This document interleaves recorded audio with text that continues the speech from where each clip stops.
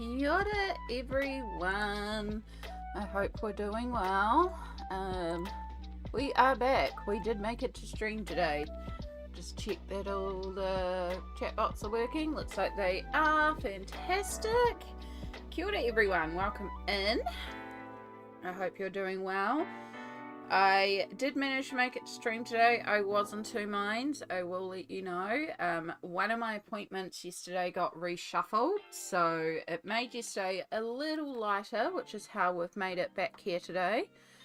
But it was still a busy day full of appointments and errands, and definitely feeling it today. I got up rather late today, so yeah.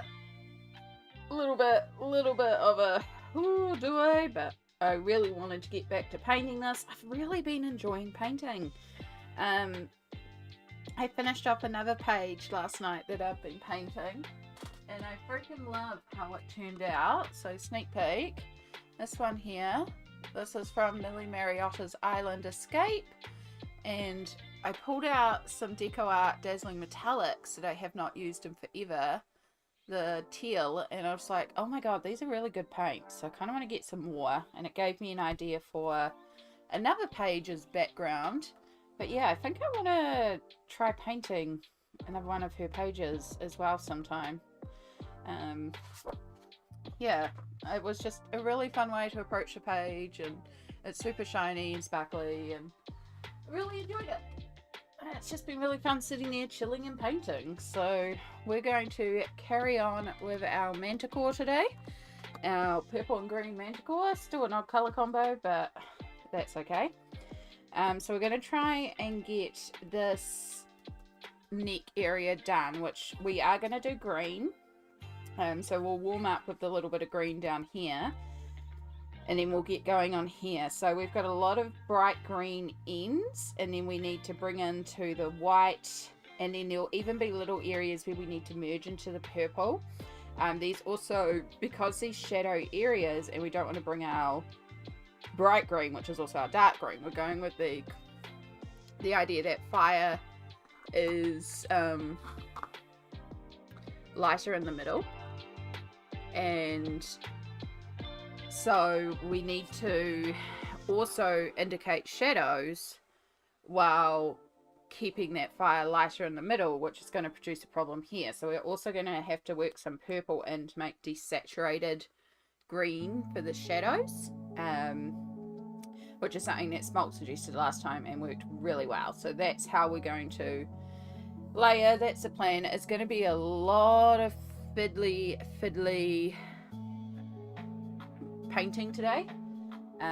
This is a really fine area. There's no big area here, but that's okay. So I've got the old palette from last time.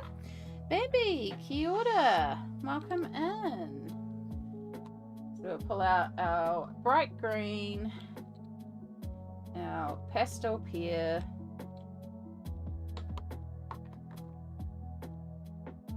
our pastel chartreuse, and then we have this really light mint green. It's not quite mint, but it's a very good pale green. And then I am going to keep a little bit of the dark purple out to do our shadow with. We don't need much of that, because we will probably be mostly working in greens today. But we'll see how we go. You never know, we might get there. But yeah, it was a busy day yesterday, but we've survived, which is always good. I had a doctor's appointment, so we had a bit of a checkup. I had to get my medical certification for work and income to say, yep, still disabled. I have to do it every couple of years, so yeah. And we did groceries and errands and those sort of things, so it's just a bit of a busy day, and it's left me feeling still a little shot. So like I said, I was in two minds about whether or not I was going to actually stream today, but I decided, nah, I'll jump in. how are you going today, Bambi? I hope you're having a wonderful day.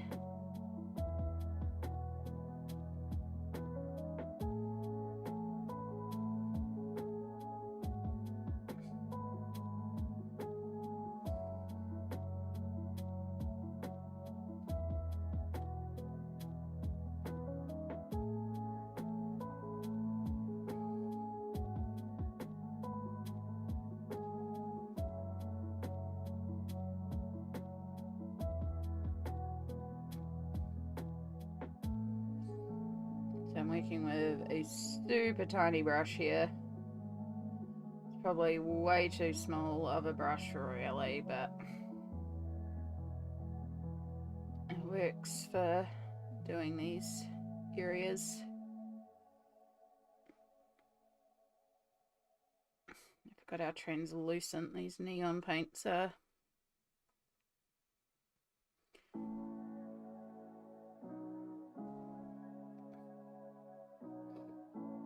I did some studying in the morning, was able to colour a bit more. Nice.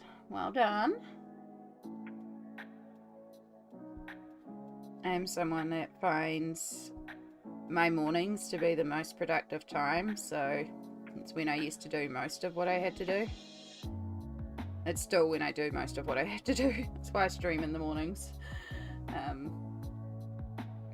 Yeah, just the mornings I've been getting things done sometimes, you know? So well done. Especially on getting some study done.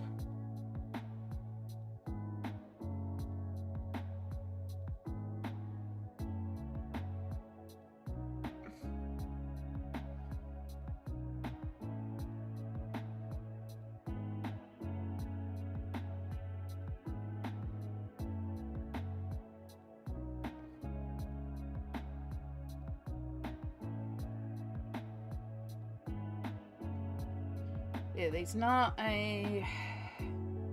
I say there's not a lot planned today, but there's still a lot planned this week.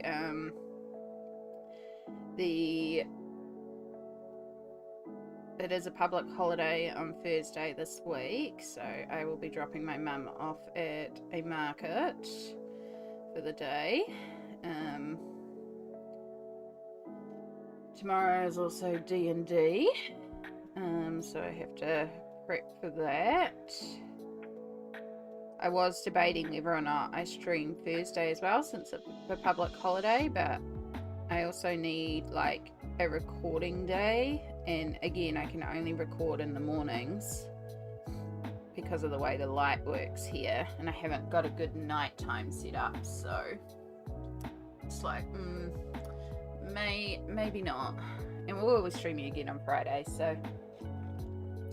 Oh, we just lost all of chat again. Smoked! Hello, hello. It's doing the thing again. And Chai as well. Alright, let me just clear the cache, because that seems to stop the chat disappearing and reappearing. Did you prefer using paints or coloured pencils? I know for me I suck with using brushes and painting, especially gouache and watercolour. I never know how much water I should use in the techniques. I think it just depends on my mood. Like right now, I'm really in a painting mood, Bambi. So it's like that is the vibes, that's the mood, and that's what we're doing. But you know, sometimes I want to colour specifically with pencils. Sometimes I specifically want to colour with... Sorry, let me refresh the chat because that is just frozen. Yeah, sometimes it's pencils, sometimes it's paints. Like, sometimes I want to work with inks, and sometimes, like, at the moment, the mood has just been, I want to paint. So we're just rolling with the mood. I would love to get some gouache. I don't actually have any gouache at the moment. But right now I'm just working with acrylic paints and enjoying it. Also, Stardust, hello, hello. Hopes everyone's had a good day. Thank you. There we go. Now the chat's coming back up. About to have an interview in 50 minutes. Registration interview with Forte for an assessment marker role in Wellington. Well done, Chai. Best of luck for your interview. You've got this. No, for me, I prefer painting. Pencils don't really put me in a zen mode. Yeah. I'm definitely someone who likes to mix media a lot as well. So, you know, we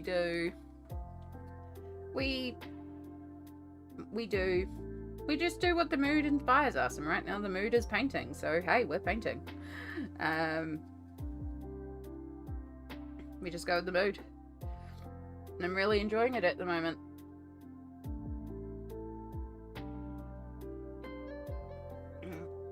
Sometimes you just gotta roll with the mood. Absolutely. Nessa, hello. Love your painting, thank you so much. I am really enjoying, as I said, I've really been enjoying painting at the moment. This is the second page I've been painting so far this month. I finished off another one last night in Island Escape by Millie Mariotta. It actually makes me really want to paint more Millie pages. It was just super fun. But it did give me an idea for a background on another one that I wanted to do this month as well, so...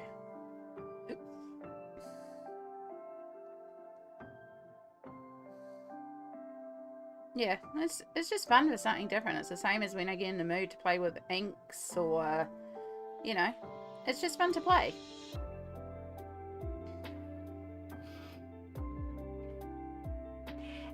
No, Smalt. So that is because I forgot to pull up a command before I started stream. So it's just a little like, oh, I've just woken up symbol. It'll disappear in a couple of minutes. So it's just Streamlabs has just woken up.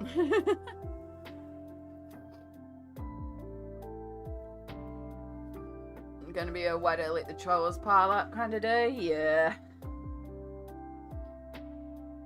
Streamlabs hasn't had coffee yet. Exactly. Gesso or grounds? What kind of paint? Curious. So there is Liquitex clear acrylic gesso on the page because I've got things underneath and I was doing a watercolor ink background. So the background is watercolor, iridescent watercolor, some Kaisercraft shimmer spray, and then on top for the actual manticore and the rocks and stuff, this is just acrylic paints. It's a mixture of really cheap acrylic paints. It's nothing particularly like fancy. Just cheap acrylic paints, but they do the job.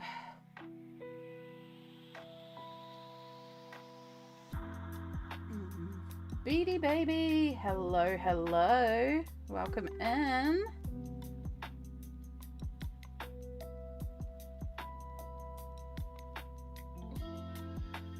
So yeah, unfortunately the fluoro paint is very translucent, so we do have to do a few layers of the fluoro to get the like intensity of the green that I want, but the rest of them are pretty good. They're just all matte acrylics, that's the main thing.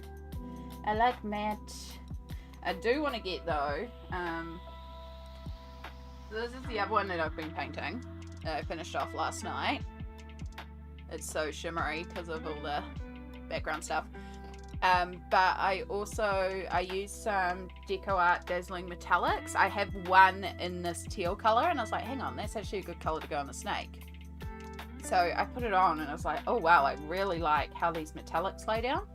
So I kind of want to get some more of the Dazzling Metallics because I realized that I have another page where I could use this in a blue variation in the background and it'd be quite cool.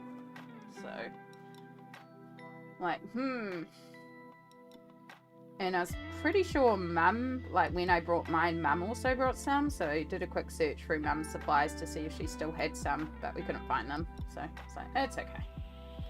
Worth a shot, you know? Shiny noodle. Exactly. Yeah. Love the snake. But yeah, the snake, yeah, it is one of the reasons why we chose that page, because it's year of the snake. So, makes sense. You're doing one in fairy tales and folklore? Nice. Yeah, I've got like a couple of pages marked in that, and haven't even started in it. We might get there eventually. It's a very cute book.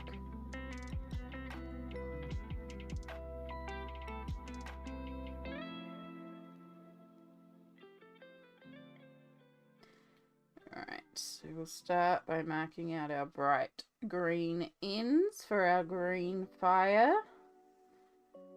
Still a bit like, why did I choose green? But also, it's kind of cool. I kind of like the green fire.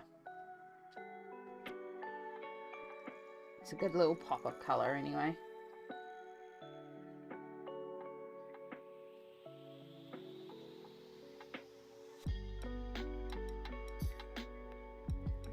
Now, here's one of the areas where I kind of messed up on the purple, so I just gotta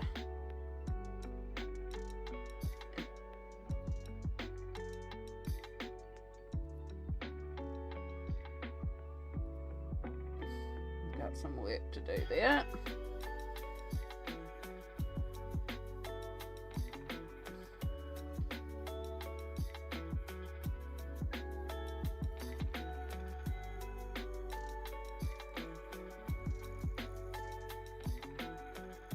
So I hope you're all doing well today and, you know, getting done what you need to get done. If you're colouring along, what are we working on today?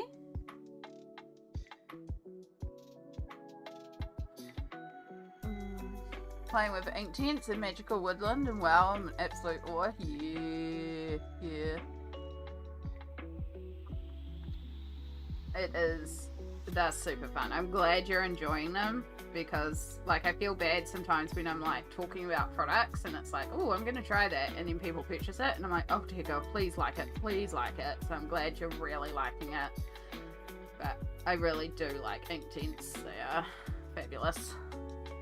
I'm gonna do a couple of things, but I came back later if I'm not tied up with chores. All good, Chai.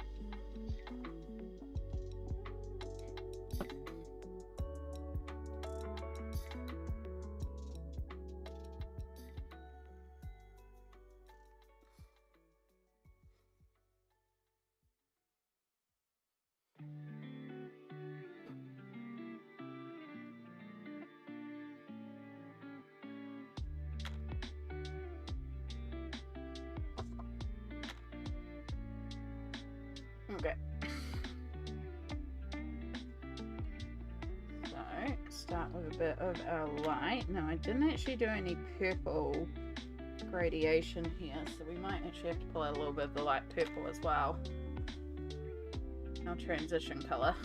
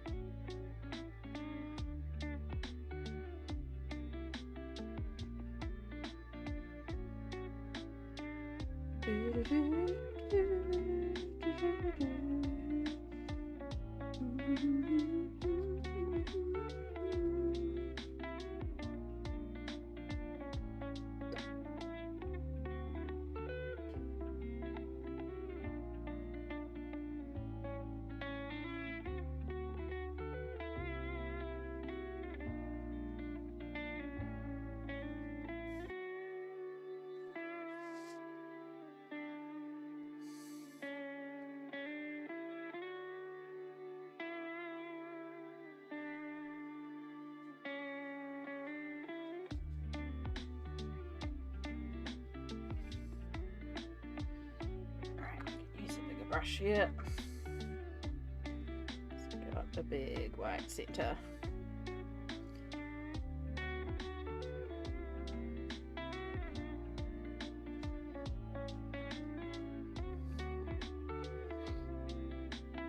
Nope. Ah, did it again. Thank you, Small.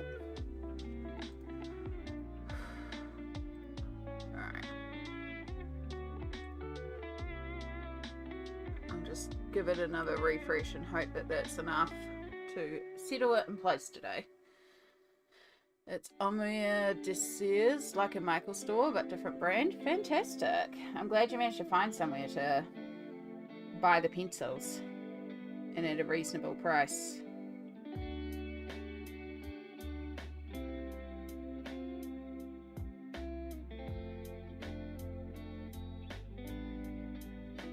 It's always good when you can find the art supplies you want at a good price.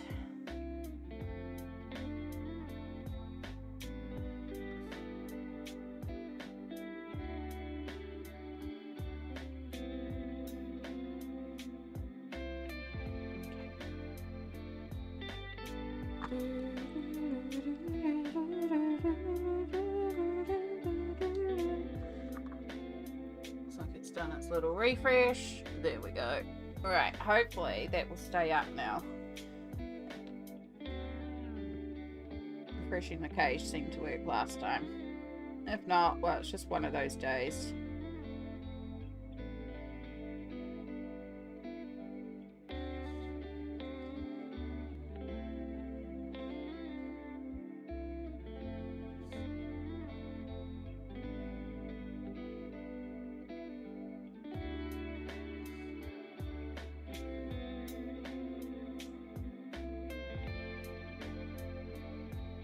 Oh, those cicadas are going hard today.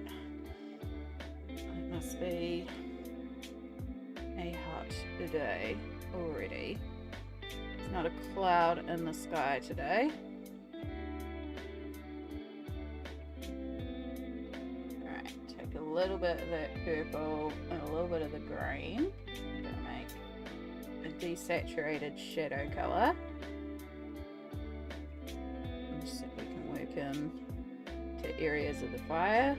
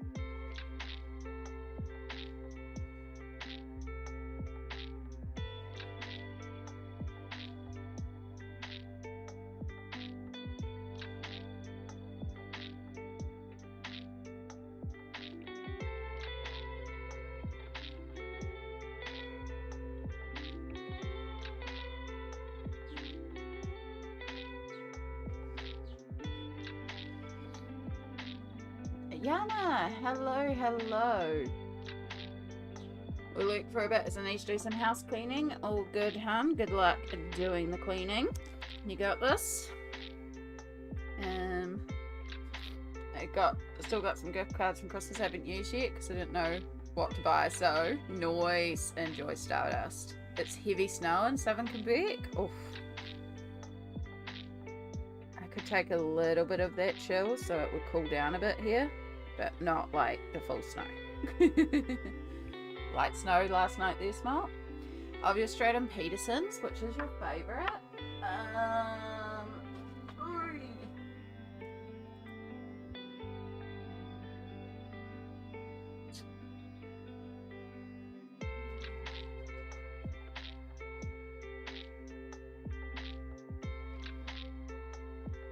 Probably Mystic Animals, because I enjoy colouring the animals, even though I have not shown it enough love. From memory, I probably have to sit down and have a proper look through. But yeah, I think I like the Mystic Animals the most, just because the animals are really cool in it.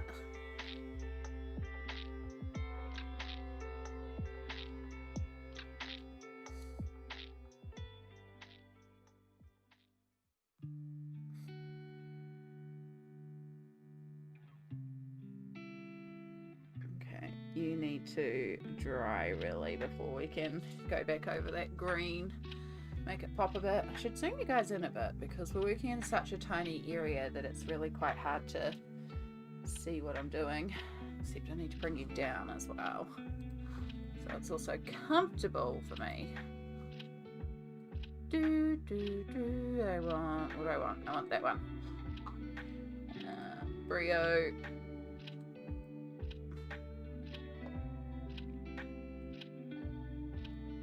go. I love how this is looking. Thank you, BD. I am really enjoying it. Again, I've really been in a painting mood this month so far. So it's quite fun to just do something a bit different, even though it's like, I'll say it's time consuming, but like it'll be just as time consuming to do pencils or, you know, any of the other techniques. But it is fun for something different.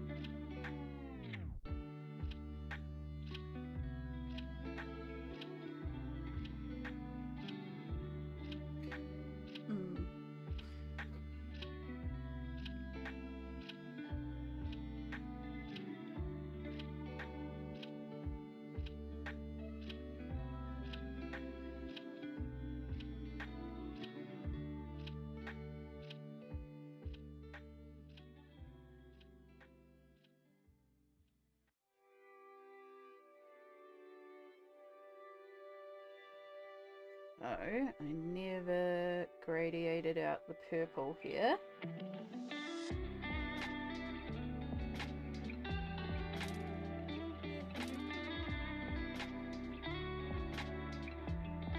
Just add in a little bit.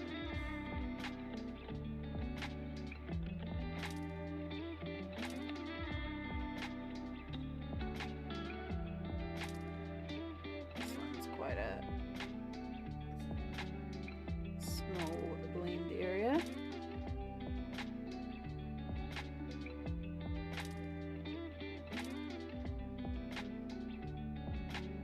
Yeah, I hope you can kind of see the vision with the transition from the purple to the green.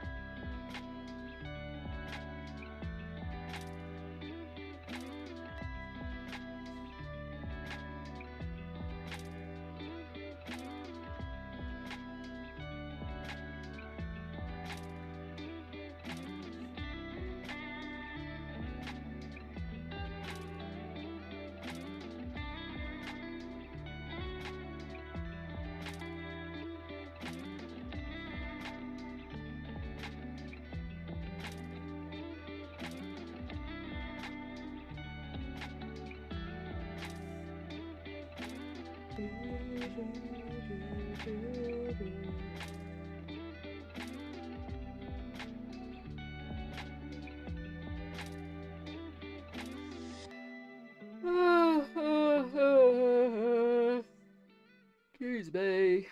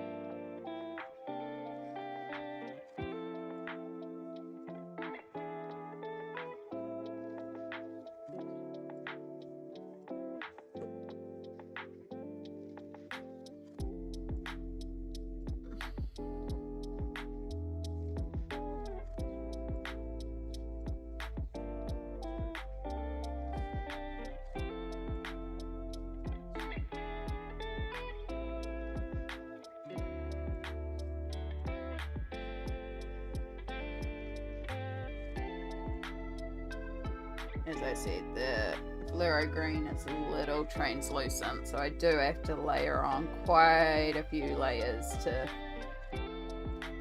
make the fluoro green really opaque.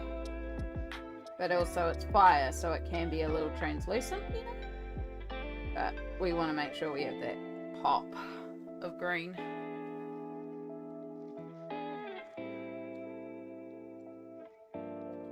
Oh, it's going to take so long to do all the main.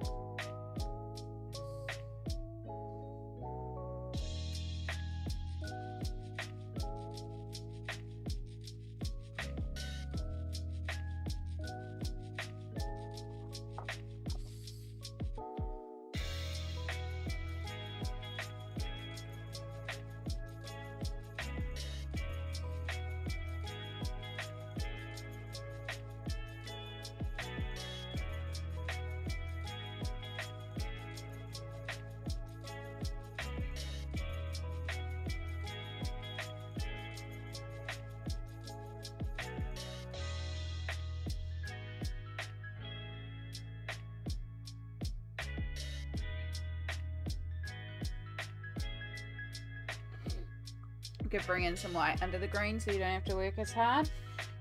Even with the white, it's still going to be quite translucent. It's not so much like the coverage that I need, it's more the vividness that I need, and that's just unfortunately being built up with layers. It's not really too much of a worry. I do use in like the light green that is practically white. I've been using that a bit to help out, but yeah, it's just unfortunately the paint is quite sheer, so it just means layers. It's not the end of the world because it helps me define the fire strands a bit, and if it's like a bit fluffy, you know, like it's fire, it can be a bit speckled and not too opaque. It's working. It's slow, but it's working. Annie, hello. There's going to be a beautiful piece once done. Thank you so much, Stardust. Again, I am still really enjoying it. It's part of the reason why I did bring myself to stream today. One of my appointments got cancelled, or not cancelled, reshuffled yesterday. So my day wasn't as intense, which helped, but I was still pretty burnt out when I woke up this morning. And I almost debated just not streaming today because I was like, do I want a day?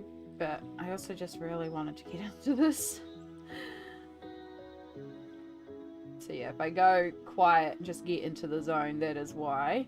But obviously if there's anything you want to chat about, feel free to bring up the topic. Obviously within the safety rules of the channel, because we do try to keep this as a glittery bubble of happiness that escapes from the world. So I recognise there's enough going on in the world that I want to have this as an escape from it. So yeah.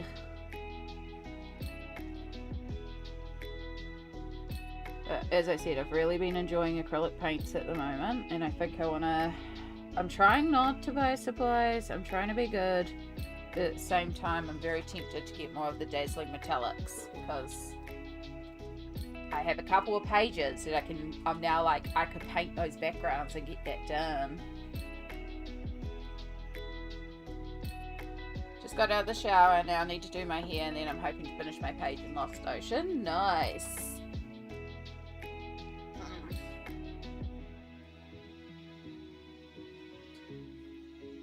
I have let's put the paintbrush down for a second, don't roll.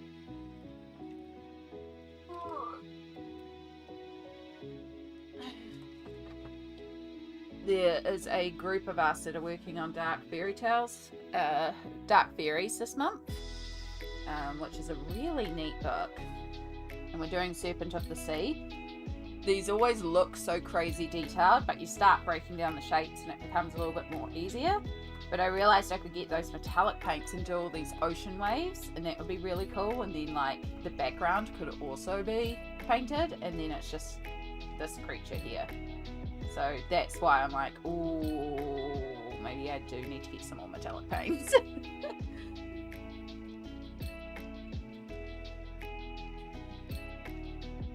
I love experimenting with different paper and different techniques. It's so fun to do, and I think it kind of refreshes your colouring after a while too. Like, it's real easy to almost get burnt out sometimes. Like, I really admire people who colour the same way with the same technique every time, but I know I get burnt out and bored. And I'm like, nah, I want to try something new, and like sometimes it doesn't work, and that's okay. But yes, I just like experimenting and being like, cool, I'm going to try working with this now. I'm going to try working with this now. And you never know when you're just going to find that technique that you love that just works really well.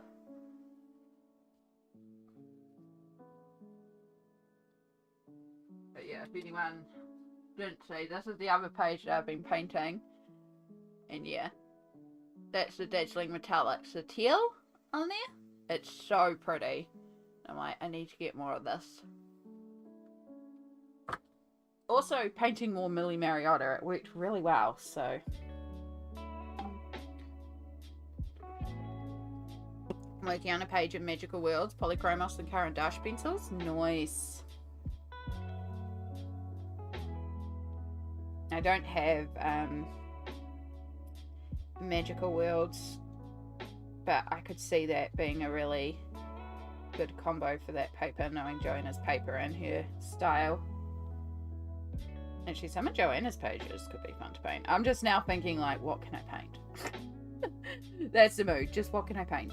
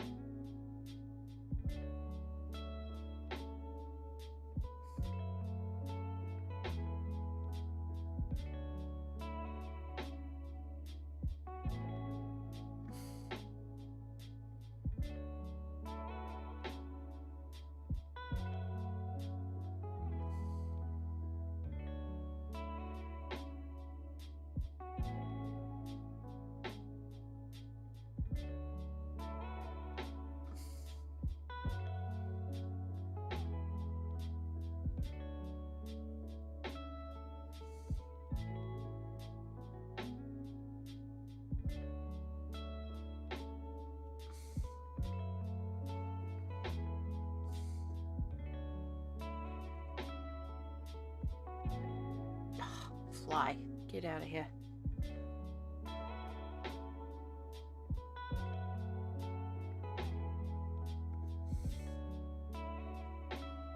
About to say as well, we sometimes get a couple of flies around here because there's a couple of freezer animals, cows and sheep that graze on the hill just below me. And I was just thinking about saying it, and then I was like, oh, I actually haven't heard the animals today. And then on cue, a cow went moo. And I was like, of course. But yeah, a bunch of the neighbours go in together, and then they graze the animals on the hill and then put them in the freezer. I don't actually want that colour.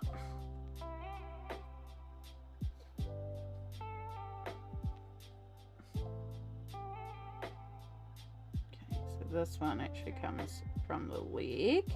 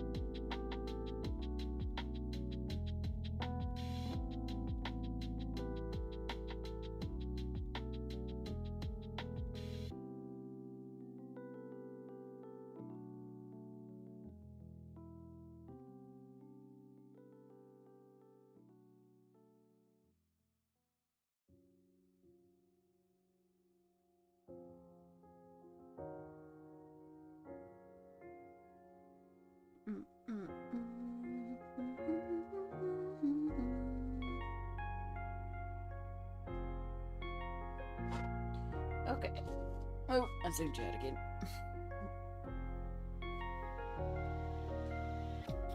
Okay. That's the leg done. Oh. Sleepy. Beepy, beepy. Only problem with doing the leg first is if I want to work up here, my hand's going to go directly on there. It's not going to take long to dry. I suppose we could do the logical thing and just... It is logical. Alright, so we're going out into green. We're going to need probably a little bit of shadow tone here because we need to transition from the base to the main. So I'm making I'm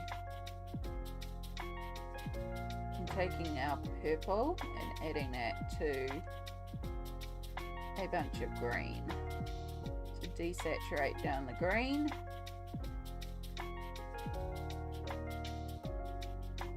And that will give us the shadow tone.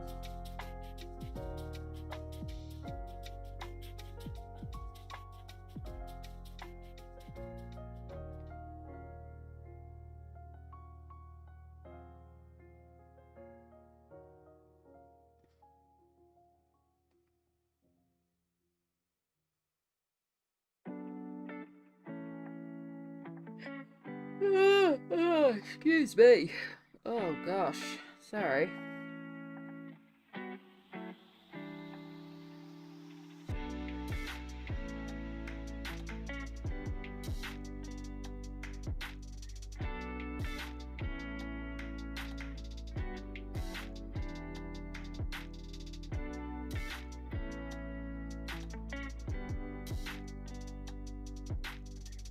Turns out it's 10:30 AM, not 10 AM, so I got a bit more time. Nice.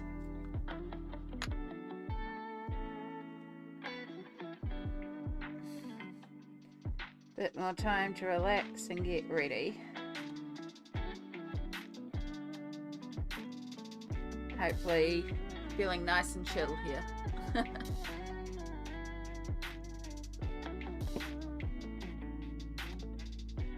I suppose I could actually turn the camera source upside down so it still looks like it's the right way to you guys. Just, I'll be working on it upside down. Let me know if you want to see it the right way up. And I can just tell my software to flip the camera.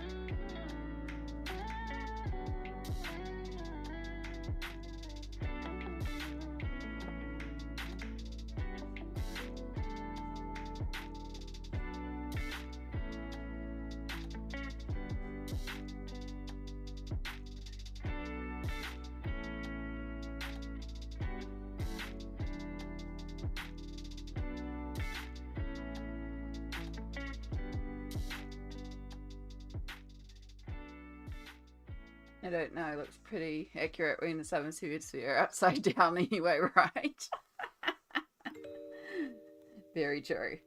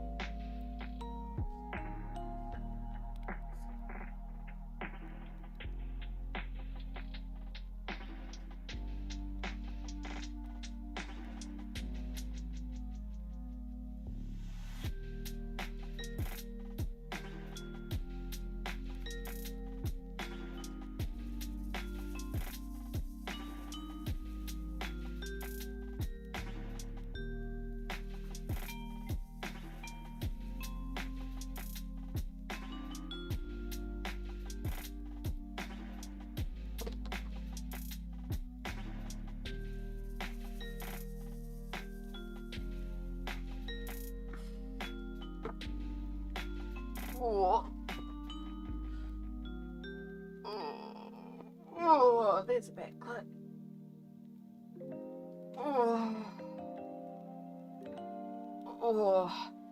It's real easy when painting to shrimp up because I end up going like this, so got to make sure that we stretch.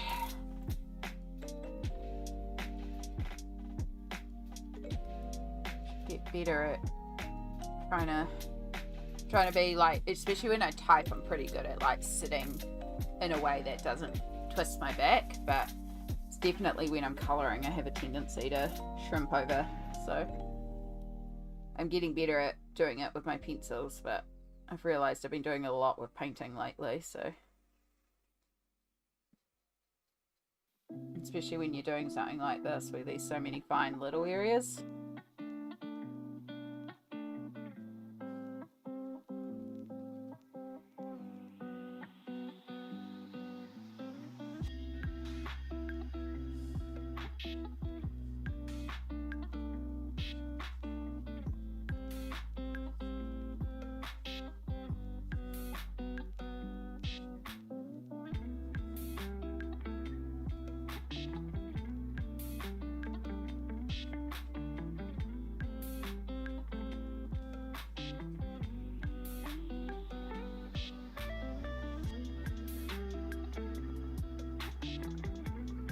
What was the colour again you suggested I use for ink tints? I don't know where my paper went.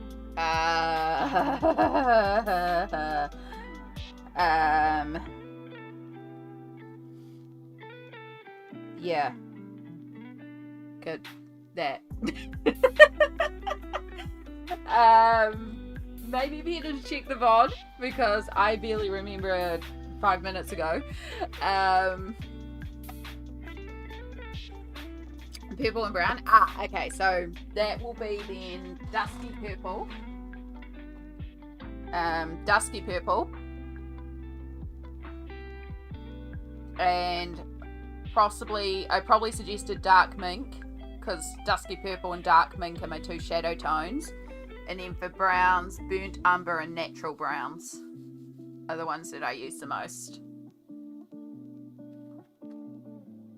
But yeah, I know we talked about dusky purple. I'm remembering that part.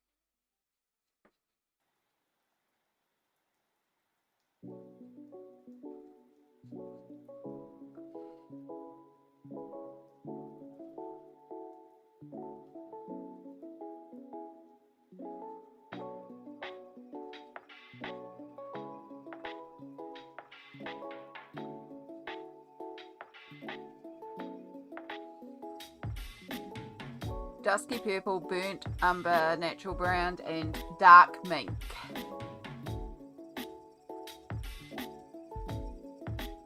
Two 130 dark mink.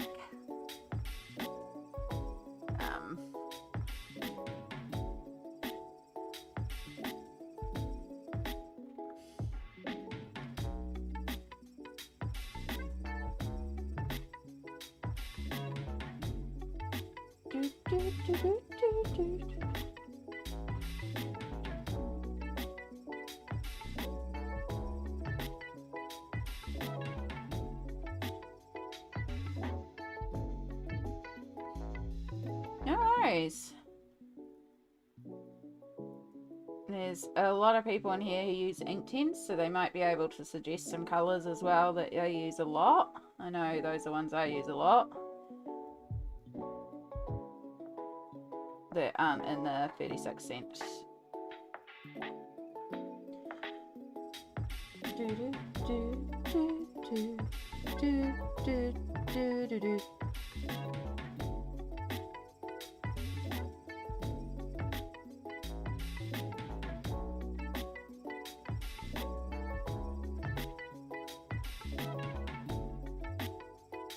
But yeah, it depends what colour palettes you gravitate towards and you use a lot, really. But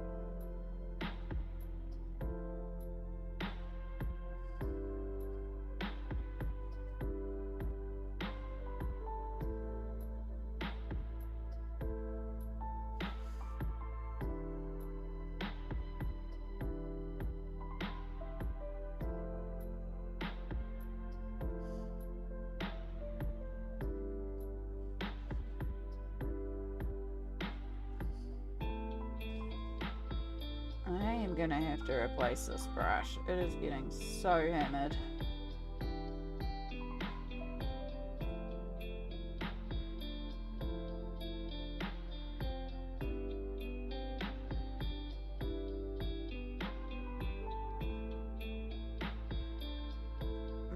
Lapis Blue and Olivine are favourites for ink tints. Pink Flamingo is also good just for the convenience of it. There you go. A lot of green, purple and teal. I use the spring from Prisma to the Tiny Nibs 4 times now. There are so many teals and ink tints, there really is.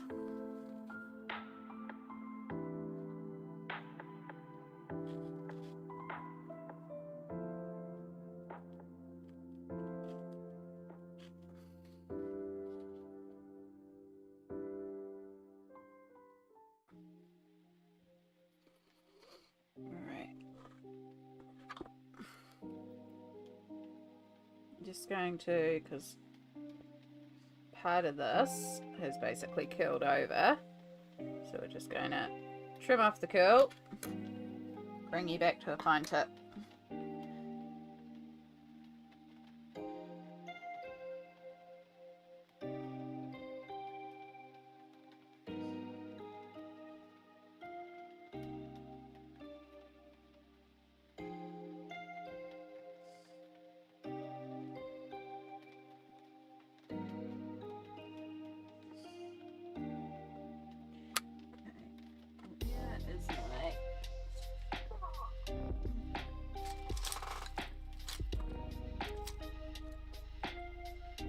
I feel like I've got most of my small brushes out.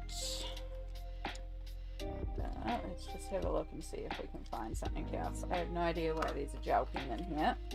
And it's meant to be my paint brushes.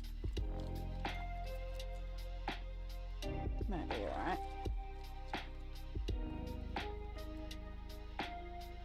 You may also be alright.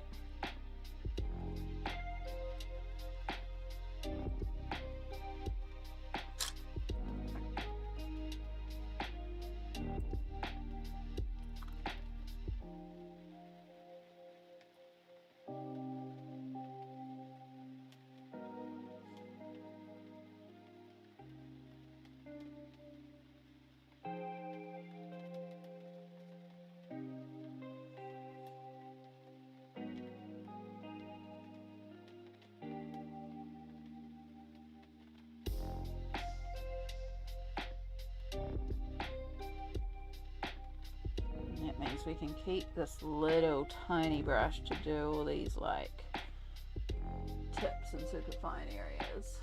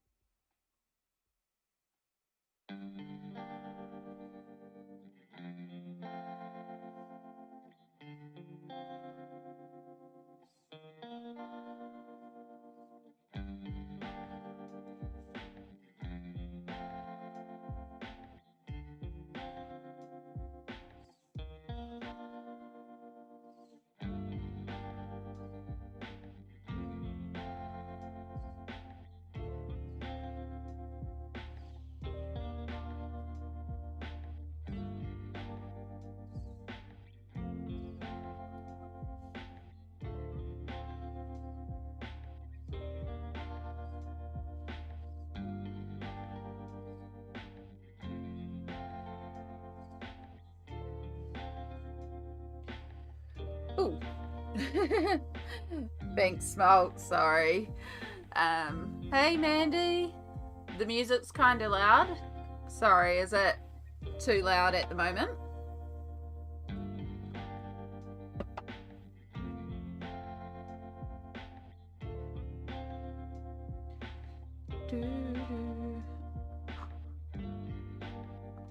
Alright, I'll turn it down a little bit.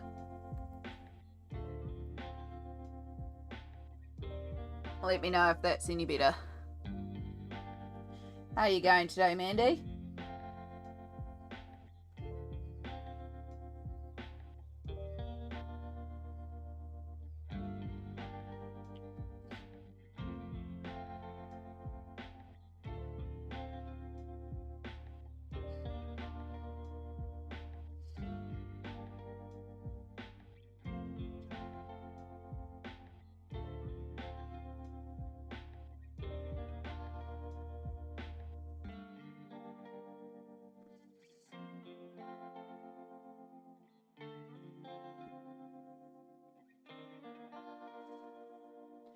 Do do do do do do do.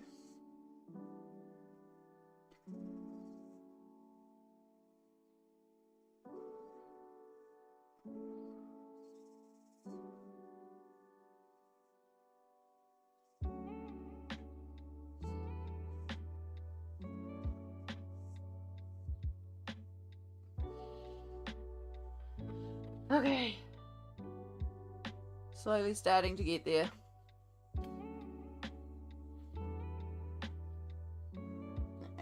Fine brush.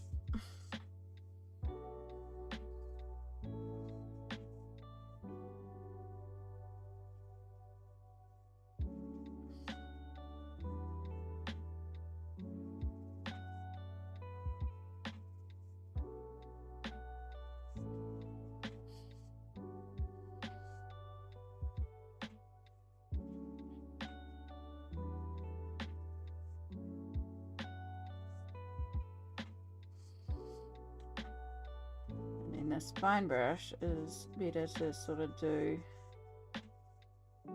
strand highlights and pull out little bits and pieces. And then, as I said, do the bright green. Do do do do do.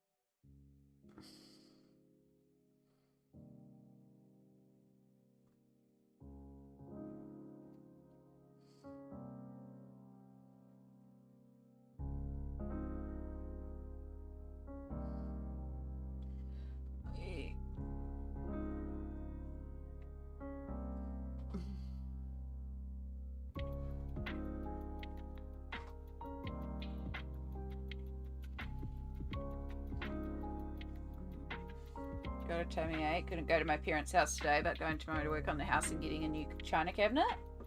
I'm sorry you got a tummy ache, but I hope you feel better soon. Self-care check-in, good idea. I think it's definitely time for a bit of a stretch. I also need to take some painkillers. Everybody do a little check-in with yourself. Do you need to hydrate? Do you need to stretch? Do you need a snack?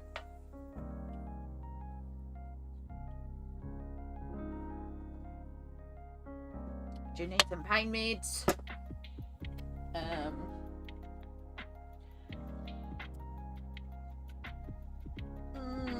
We are going to just stand up and stretch for a little bit because I'm starting to feel it in my back a bit. So,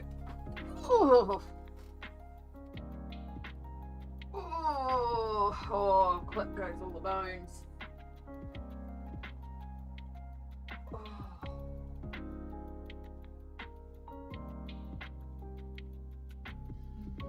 Give can see the stain that's on this dress because I forgot that I spilled gochujang on this dress. Oh well. It doesn't matter then if I spill paint on it because it's getting stain treated anyway.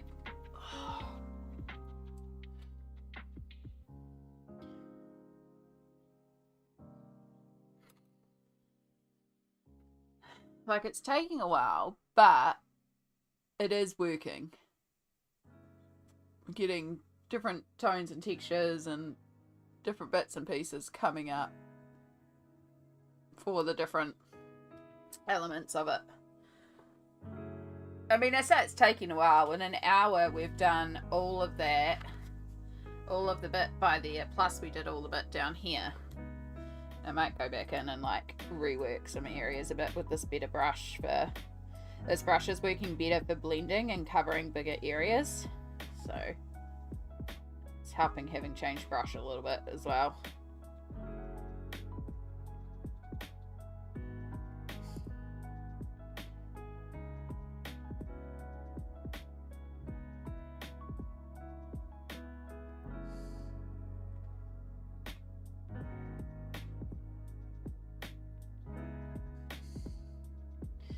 But yeah, it's like, it doesn't feel like a lot, but it is a little bit, you know?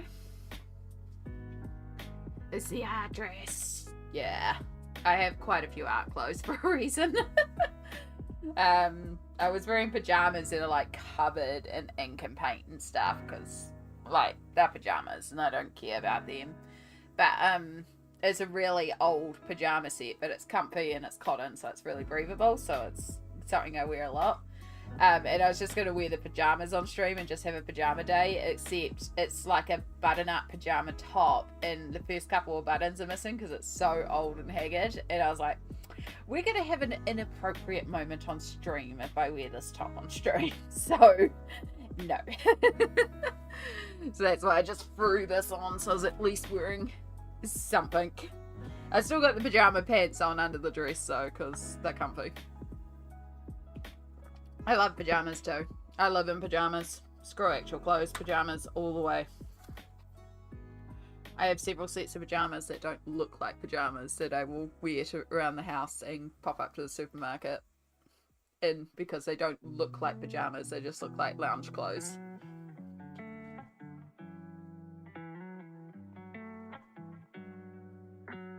It's too much effort.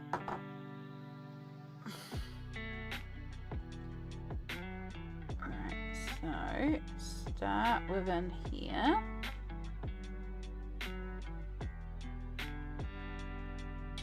Actually, before I get too into this,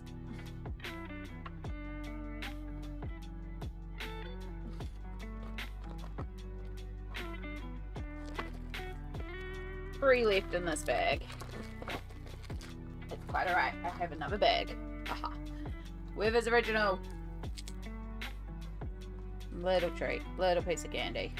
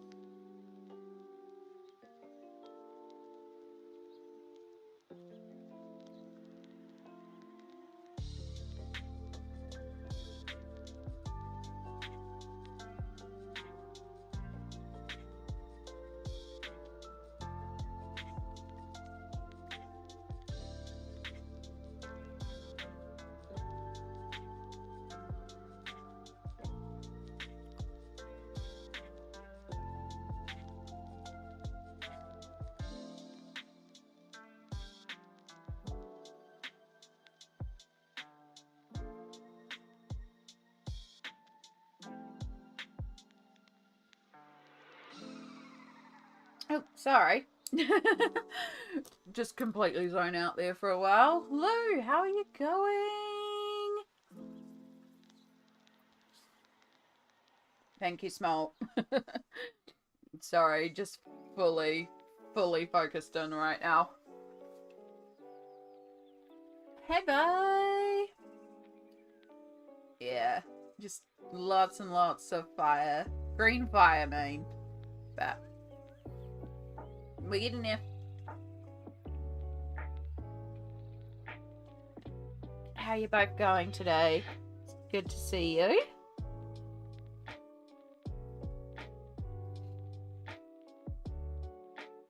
Oh my goodness. Right, I am probably going to mispronounce your name, and I apologize in advance. Manjul. I'm probably mispronouncing it, but kia ora. Hello. If you all haven't checked out Manjul88 on YouTube, you really should. Such a good channel. You're all good with just Amanda? Perfect, thank you. I just like to confirm before I start to say names. That's why I start with usernames, which I struggle with. I struggle with words. I struggle with a lot. But yes, if you haven't already, check out Amanda's channel because it is gorgeous. I'm going to go again now. Enjoy the cozy arts. All good, Chai. Best of luck for your job interview. You've got this. I hope you've been well and looking after your health. I'm doing my best. Doing the best I can.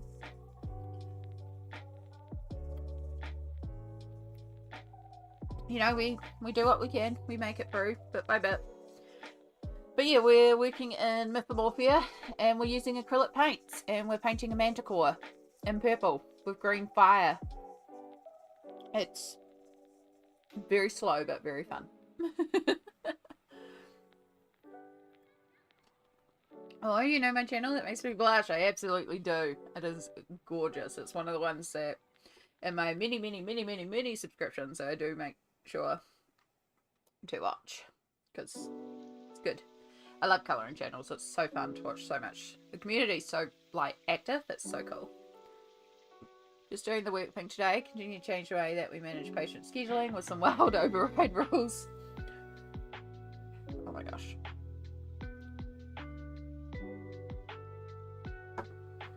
Yeah, you gotta do what you gotta do. So yeah, we are working on a Mythomorphia page. I have a tendency a bit today to like zone out and just get into the zone painting. So if I do suddenly go quiet for a little bit, I will pop my head up eventually, but just be aware that I am zoning out and I will re-chat when I zone back in. It's already happened a couple of times today. But yeah, I'm liking how it's coming together. Very slowly, but purple and green is really fun, and I've been in such an acrylic paint mood lately, so it's quite fun to paint with acrylic paints.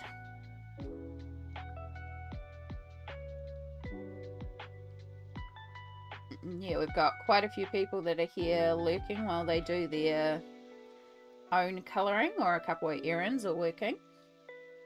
So if you are working on anything, feel free to share with us, or else tell us what you've been up to.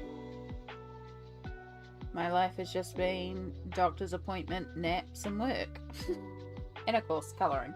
A lot of colouring. I live such an exciting life. Yeah, the zone is the best thing to have when painting or colouring. It really is. It's just a little, like when I'm streaming and I'm meant to be here engaging with y'all, and then I just zone out and start getting into the zone. But it happens. That's why we have a little command that luckily my mods are fantastic at recognizing that I've zoned out. And they bring up to remind everyone that I've just gone into focus mode. Or if I'm doing something where I just genuinely can't read chat, like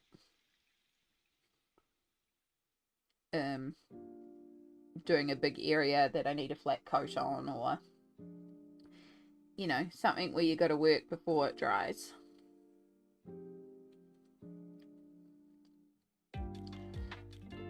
And yeah, if you're new here and you're not aware as well, the other thing is we also dual stream. So we're live on both YouTube and Twitch.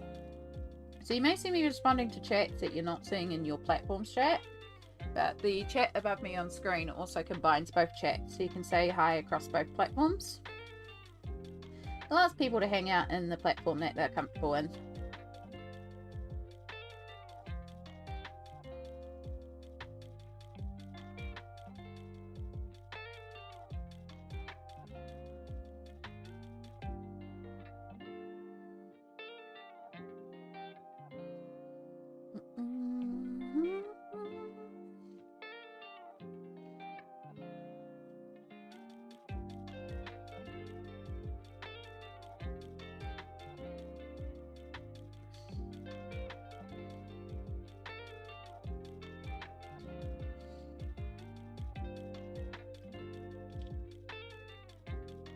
Don't know why behind the ear is just such a useful place to store the paintbrushes, but it is.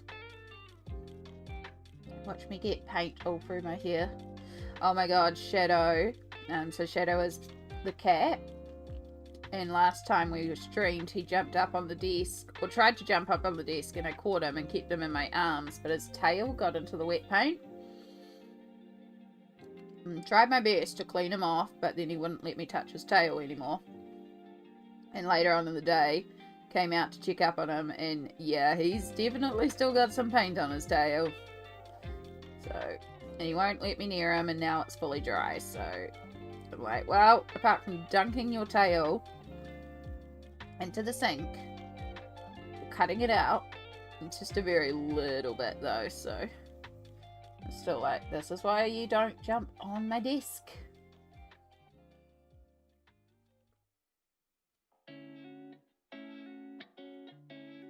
Yeah, he hasn't come and seen me today because I think he's still like, oh, which is great. I don't mind if he jumps on my desk. If I'm doing a non-wet medium, as long as he doesn't drool. When he drools, no.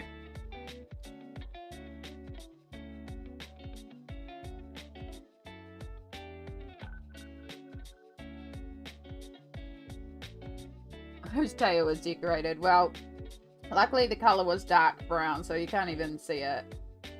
Again, it's a very minuscule amount that did not come out. So, seems alright though. He just wanted to paint too. He just wanted to turn his tail into a paintbrush. Oh, fantastic. We got the doctor's note.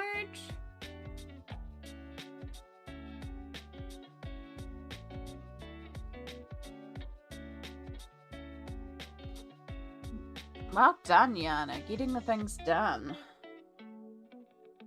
Being productive. Love to hear it. I hope all your own projects, whatever you're working on, if you're colouring, if you're housework, if you're working, are going well and you're getting the things done.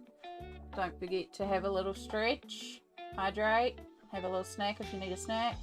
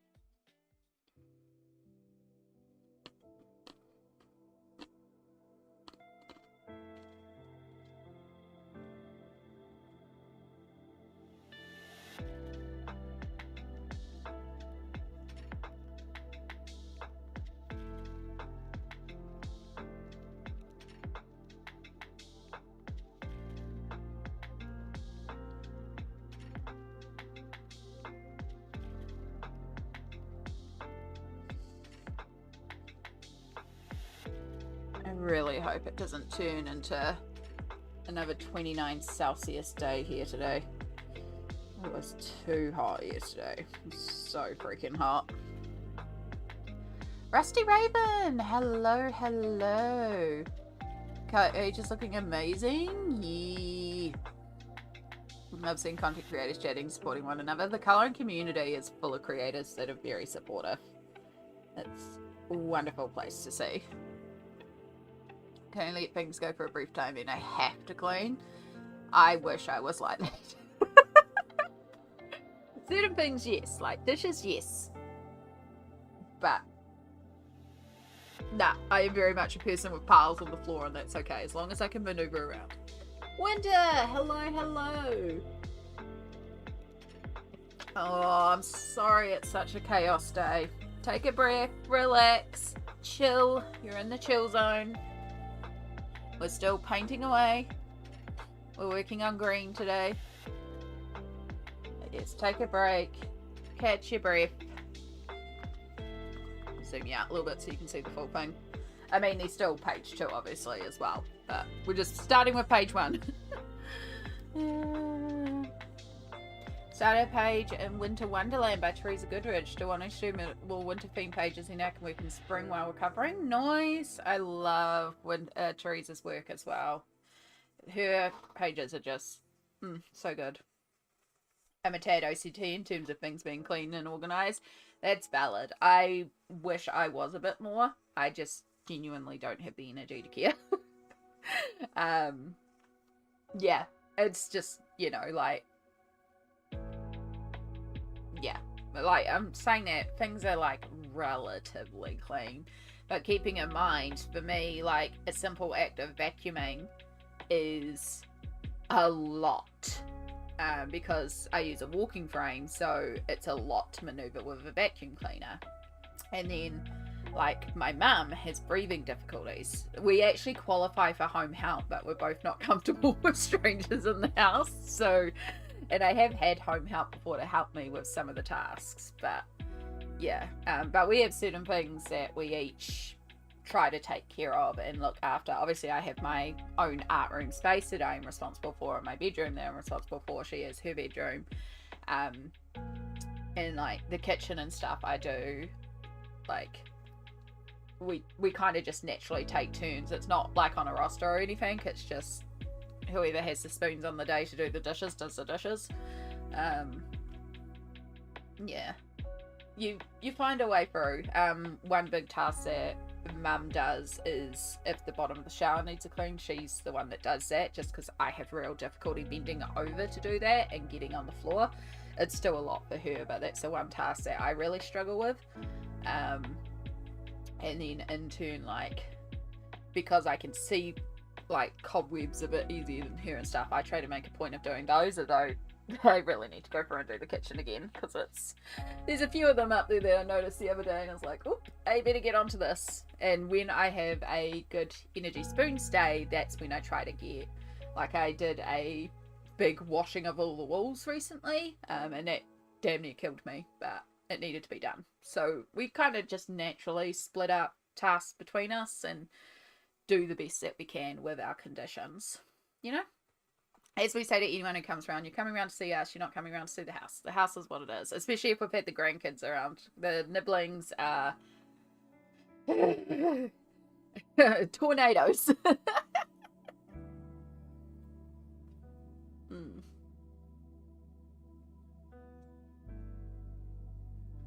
Hello, Annie. I was never taught how to clean and it really bothers me. I feel so stupid being nearly 21 and not knowing how to clean anything. Annie, it's actually surprisingly common. I know that there's a couple of YouTube channels, because there was one channel that I was reading an article about recently, that a Kiwi started. I can't remember the channel name, but I'm sure you could YouTube it very easily. There are channels that are dedicated to teaching those basic life skills because they've recognised there are gaps. So this article I was reading was this guy who, I think from memory, it was a while since I read this article, but his kids' friends, they didn't have a dad or a male figure in their life. Not that it has to be a male figure, but they didn't have someone in their life. Let me reword this. They didn't have someone in their life that knew how to change a tire or maintain a car, or just didn't have that sort of knowledge. And so he took it upon himself to teach these teens on, like, how to change a tire, how to check your water pressure, stuff like that. And then he realized that if that was the situation for these people, there might be others out there who just haven't had some basic life skills, like how to hang a picture frame or just simple stuff like that. So he just started a channel just explaining these basic tasks. And that's one of the things he does. And I know there are channels out there that talk about just how to do some basic cleaning jobs and stuff like that, because there's a lot of people out there that just for one reason or another haven't had those skills. So don't be embarrassed with that. I mean, I will fully admit I have no idea how to maintain a car. I'm one of those people that never ever learned car skills. We were talking recently about how I didn't know how to change the windscreen wiper fluid or fill up a car with windscreen wiper fluid. I don't know how to check oil. I don't know how to check tire pressure. I know how to fill a car, and that's it. So yeah, don't be, because it's more common than you think, and there's a lot of basics that even I don't know, and when it comes, I just Google it, because how else are you going to find out? Yeah. But yeah, I'm terrified of moving in with my fiance and let him down. We'll struggle with the cleaning. Well, just be honest with him. That's the biggest thing about relationships, is communication. Like, when you move in together with someone, it's always worthwhile sitting down and having a discussion, like figuring out the finances, figuring out the split of responsibilities. And it's worthwhile saying there, I am worried this is something I'm going to struggle with, so let's work together. Like, make some sort of chore roster, or, you know, there might be tasks where the fiance really wants to look after those things or really hates those things. Like, another example I can give is my mum and I with cooking. One task that I really struggle with cooking is potatoes, because the peeling of potatoes in the cold water really hurts my hands. I struggle with peeling potatoes and peeling vegetables. But we freaking love mashed potatoes. It's one of, like, our easy comfort foods. And Mum hates cooking. I don't mind cooking. So we will quite often, like, I will put a dish on and say to Mum, hey, I need mashed potatoes for the dish. And all she has to do is peel the potatoes for me and puts it in a pot. And then she'll turn the element on while I'm working so that they boil. And then when I come out, I mash them for her, because the physical exertion of mashing is too much for her. So that is something where we've sat down and gone, okay, we're each capable of doing these parts, work together to produce a dish. Yeah. Luckily he knows and is willing to help me. It's just hard. The culture in my area is very much the girl. Yeah. And see, that's not, the way it should be as well. Like, moving in with a partner means you are moving in together. Like, it should be balanced, and that doesn't mean necessarily splitting jobs 50-50. If one person works 50 hours a week and one person works 20, well, the person working 20 may do more appropriate housework or food prep, you know. And he's also understanding and recognizing that certain situations are work better for people. Like my aunt and uncle. My uncle used to own a business and work full time and then come home and cook. And my aunt was staying at home and working on her master's at the time that I lived with them, because I did live with my aunt and uncle to finish school for a while, because I needed to go to a different school, so I lived with them when I finished school. Now my aunt was technically a stay-at-home mum and also doing her master's part-time, so traditionally she should have been cooking dinner and doing all the cleaning and doing this and doing that and being mostly responsible for the childcare of my cousin and stuff like that. Now, she did do a good portion of the childcare of my cousin. She did do the majority of the cleaning, but she did not do the cooking. And that is because for my uncle, cooking was his relaxing activity. He loved coming home and cooking. And so, you know, like my aunt would still come in and cook certain nights if there was a certain situation, or usually those nights were the few nights I got takeaways, because my uncle was a fabulous cook and he loved cooking.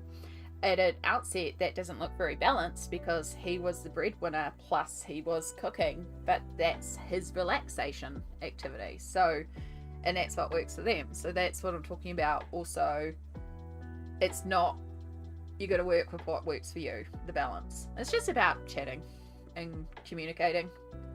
Yeah. No, you're all good, Annie. It's all good. We go on random tangents here all the time. I ramble all the time. We know this. It's good. It gives me a little break. There's so much on the internet about how to do almost anything. I just learned how to see what may be wrong with my dishwasher. Yeah. And yeah, so for Yana, cleaning is your zen activity. So for you, it may be more appropriate to do more cleaning, but it is your zen activity and you enjoy it. So that works well. I'm realizing now that my parents have always talked me up about finances and how they do things to stay above board. Now I'm learning that everything they taught me was extremely vague and it's much more complicated than they made it seem. And also, enlisted the help of accountants and financial planners. I have no idea how to do my taxes or manage money or anything about investments or saving and whatnot. When all my 20s I thought I had it handled based on vague parameters. No. Yeah. And also, like, what we were taught may not work these days as well, because times change. Times change so much, so, you know. Like, I know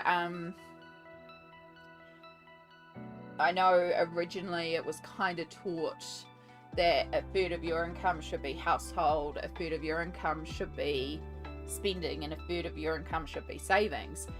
Like most people I know, their household expenses are like 60 to 70% of their income. Like, it doesn't work anymore with the cost of living versus wages. For me, my board, so my household income is 75% of my income. You know, and it's like you're taught third. At least that's what I was taught. And it's like, that doesn't work anymore, you know? Not with how things are.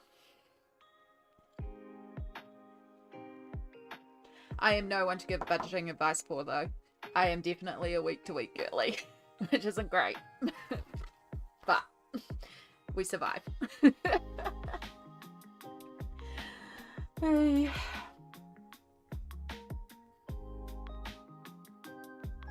I am very lucky that my brother, though, is an accountant, so I can ask questions of him.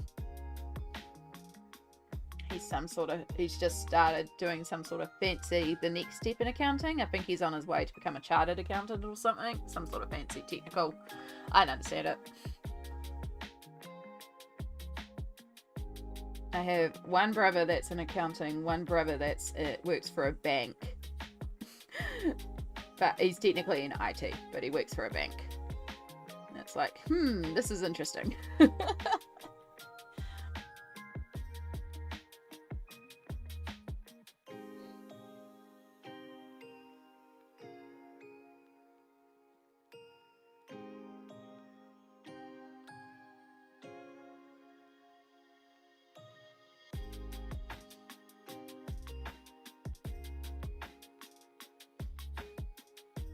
But yeah, there's a lot of things that a lot of us genuinely don't know, so never feel like embarrassed. Again, like I said, there's a ton of YouTube videos out there of people just teaching basic life skills for a reason.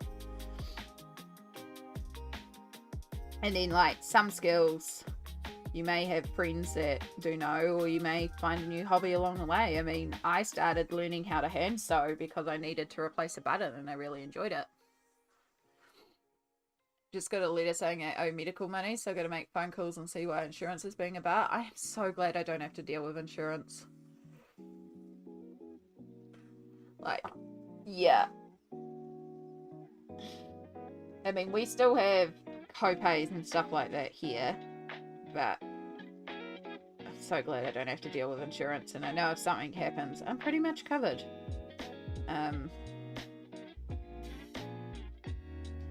Yeah, so I had a doctor's appointment yesterday, and because I get government assistance, because I am on a benefit, I have what's called a community services card, which allows me to access services at a discounted rate. So my doctor's appointment was $18, and that is all I pay for doctor's appointments, is $18. If you don't have a community services card, doctor's appointments range from $30 to $80 for a general doctor's appointment, depending on the area. Some doctors in like lower income areas get more subsidy because they're dealing with generally lower income patients. And then my prescriptions, as long as it is standard, well, I say standard, most medications are funded to be $5, but my pharmacy actually does free prescriptions. They just cover the $5 copay, because the rest of it comes from the government. So my injections without government, they cost $1,000 per injection, and I take an injection every 10 days. And normally I would pay $5 for 2 injections, but my pharmacy covers that. Yeah, blood tests are free. Again, this is presuming you have to be a New Zealand citizen or resident, and it's not for pre-employment or sports or like a private, it's just general medical care. It's free. Yeah, if I fell over today, getting the ambulance up here would be free, because we have a thing called ACC, which is accident cover. So yeah, that would be covered under ACC. My entire hospital stay would be covered under ACC. Physiotherapy, aftercare, so ACC. I need to look into I was in a car crash a couple of years ago, and I've got a bit of PTSD from it, and I've got to look for a new therapist to do some specialised training, specialised counselling processes from that, and that'll be covered under ACC because it's from a car accident. So yeah, it's like, I'm very, very glad. Like, it's not perfect, because as I said, like, I'm lucky my pharmacy covers the $5 fee, but a lot of pharmacies don't cover the $5 fee, and some people at the moment just can't justify that $5 fee, or $10 to go and see their doctor, or stuff like that. Like, it's still tight out there, and there are still people that struggle to justify going to the doctor, even with it being slightly cheaper over here. We also have an incredible shortage of GPs, so it's actually also very hard to see a doctor.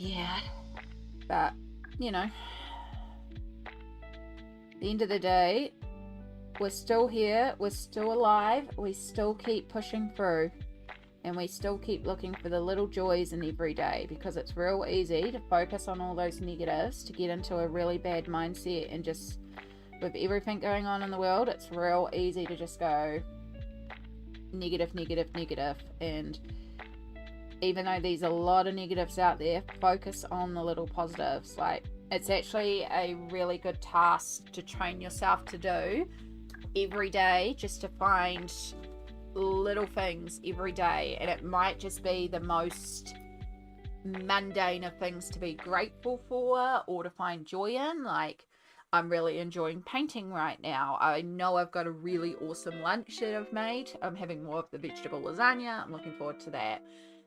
The sky doesn't have a single cloud in it, and it's beautiful and a bright blue that I really, really like the colour of. You know, my ankle isn't too swollen today, and that's something to take joy in. I've got a really yummy ice cream for dessert later, and that's quite cool to look forward to.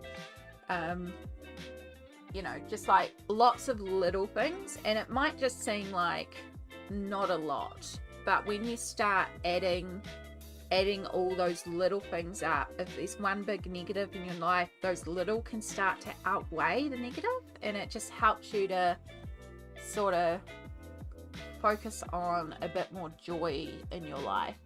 And yeah, it's something that I've started doing a lot. Yes, I used to have a gratitude book for that same reason, Raven, when I was in like a really bad mental space and I just couldn't see. It's like, I'm just gonna find, and it might just be as simple as like, I'm wearing strawberry socks today and they're cute, you know, just the little things. And it just helps, I think, you know, to just refocus and just find those little moments of joy. Yellow beans, hello. And if you need a moment of joy, well, my middle name is literally Joy, so I will be your moment of joy.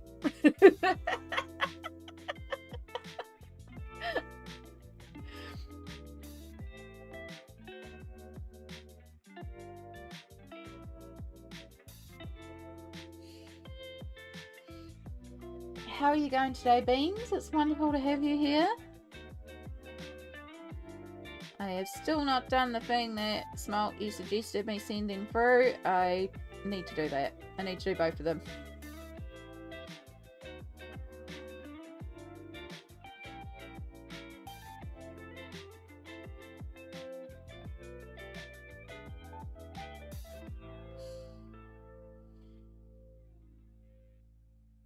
Oh my gosh, I just realized something too, because I've been on a real painting kick at the moment, and so my brain is just going, I could paint that. Yellow Beans, aka Sophie Colours, does beautiful colouring, but does a lot of Alan Roberts. In fact, was the colourist for Alan Roberts' new book promotional pictures. Just saying, very, very fancy. Got fun sneak copies.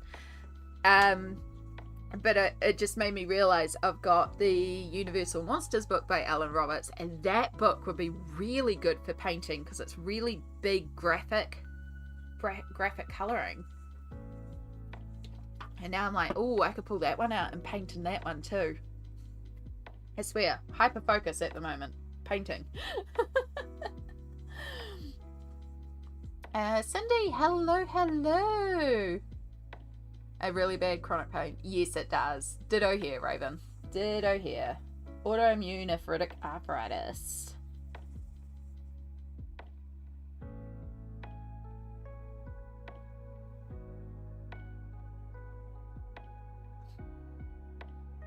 How are you going, Cindy? It's lovely to see you again. I hope you're having a fabulous day so far.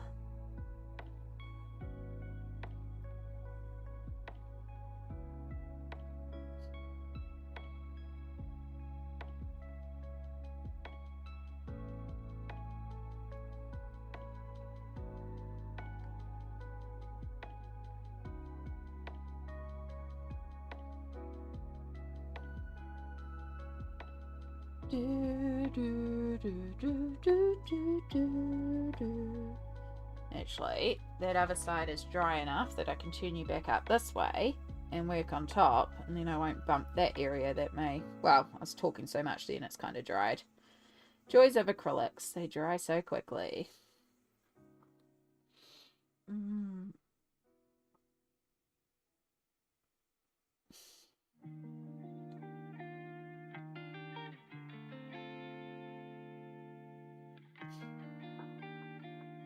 Oh, we need more muted green for shadow tones.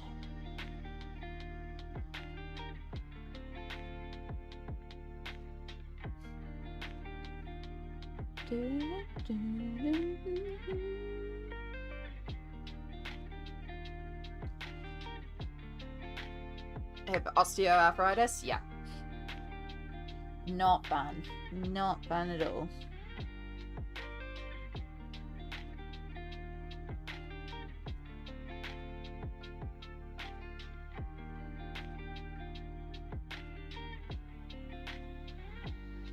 Oh, I might have to do a little bathroom break soon. Which is probably not the worst thing in the world, because then we can have a little proper stretch as well.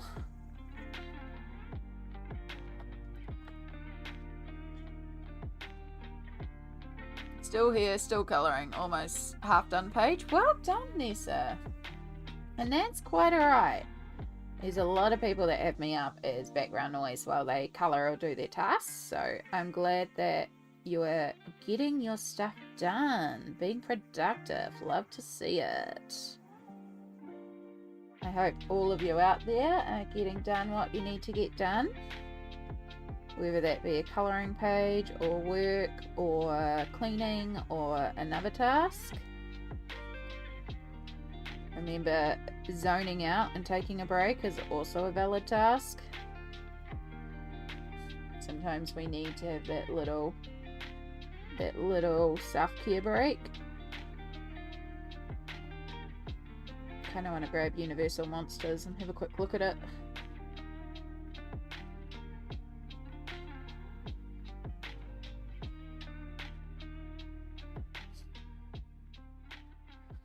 I'm back from the Teams interview, quick little screen interview, so only about 15 minutes or so. Welcome back, Chai. I hope it went well.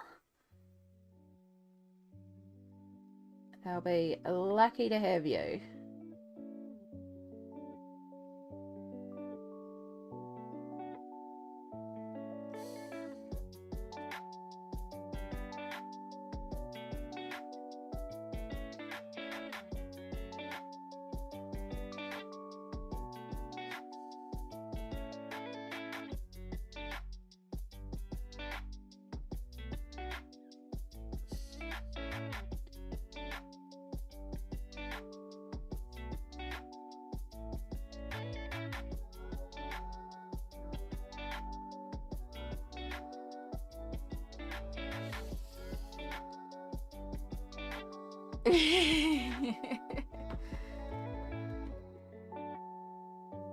My mum also has an autoimmune arthritis, but I don't remember what it's called. Ooh, so there's a whole family of autoimmune arthritis, but they're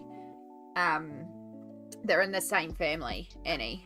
So the type that I have is ankylosing spondylitis, but there are quite a few of them in that family, and they all have very complicated names. Psoriatic arthritis, rheumatoid arthritis. There's a couple other weird ones as well. They're all weird in a way. Yeah, you got to grab Universal Monsters. I probably will in a moment. I think I'm gonna have to take a bathroom break. Remember to actually look at the webcam this time. No, I have my washing in the dryer, so that's sussed out. Well done, Chai. I think the second one you said. There you go. I recognise that name. Yeah, they all medical lab terminology nerd here. So they're all a subsidiary of inflammatory arthritis. So they're all like within one family, but they're all related to little bits and pieces. A lot of the time too, not every time, but in the case of ankylosing spondylitis, and I think psoriatic arthritis as well. Definitely an ankylosing, because it's one of the things they tested with me.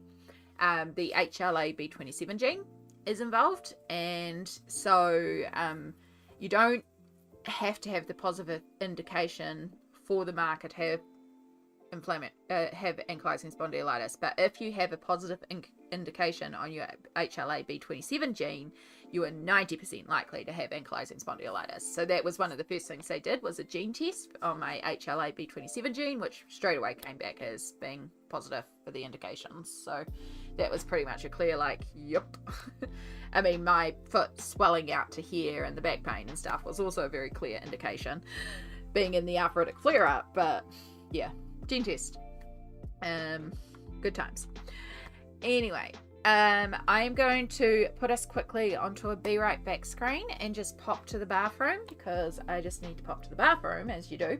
So take this opportunity to also hydrate, stretch, grab some food, grab a snack, washing in the machine, washing in the dryer, dishwasher on, something to look after yourself for the next couple of minutes. We will be back shortly.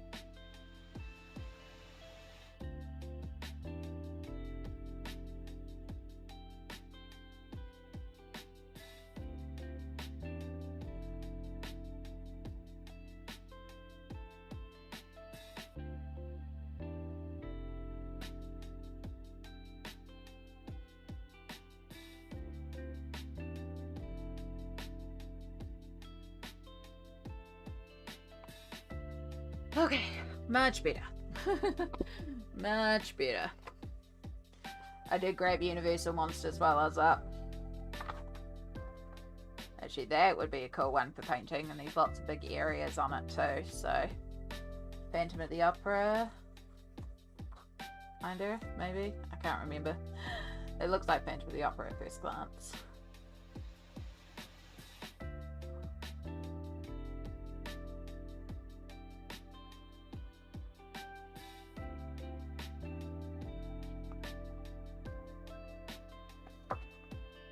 That one could actually be quite cool to paint because of the...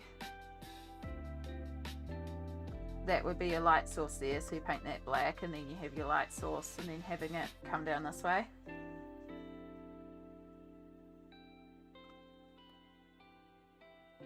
That one could also be cool with the moon.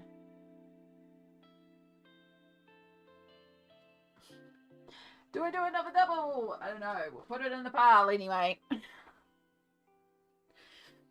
Do I really need another book in the pile of things I want to work this month? No, but we'll put it there anyway, because, you know, that's what's inspiring this month, then that's what we're going to do.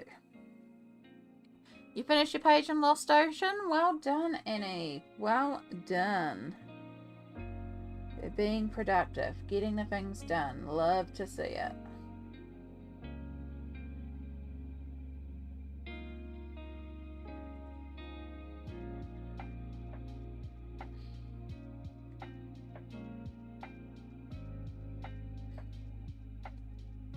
We are slowly, and I mean slowly, it's okay. We're making our way through the spread. Making our way.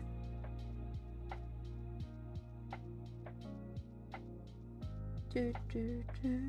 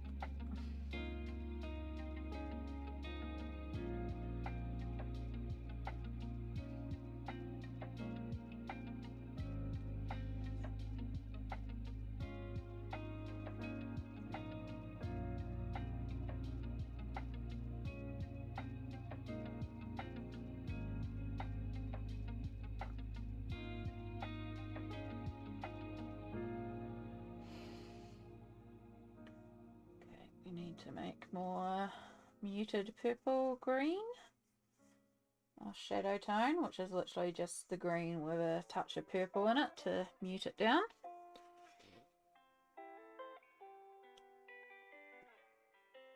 Give us a shadow tone. It still fits into the green bam.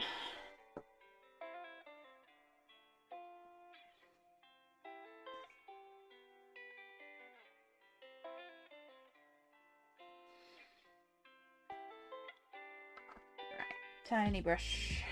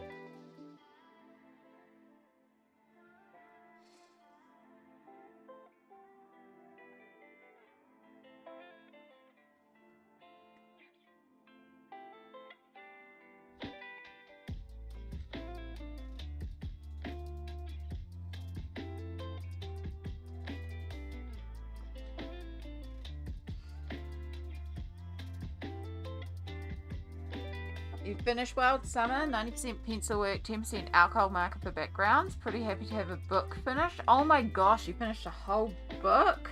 Damn. Well done.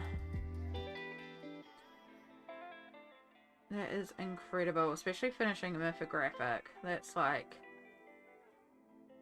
a lot.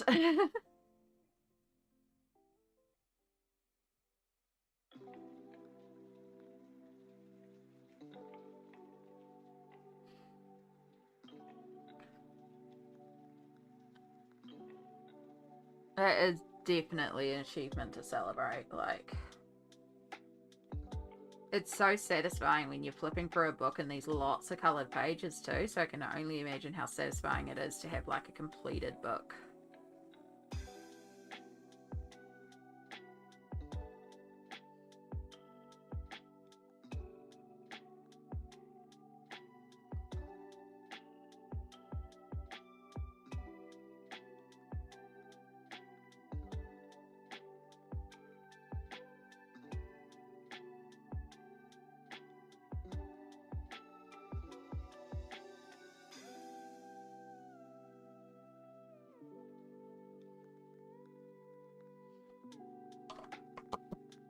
Once again, I can't even imagine finishing a mythographic. Yeah.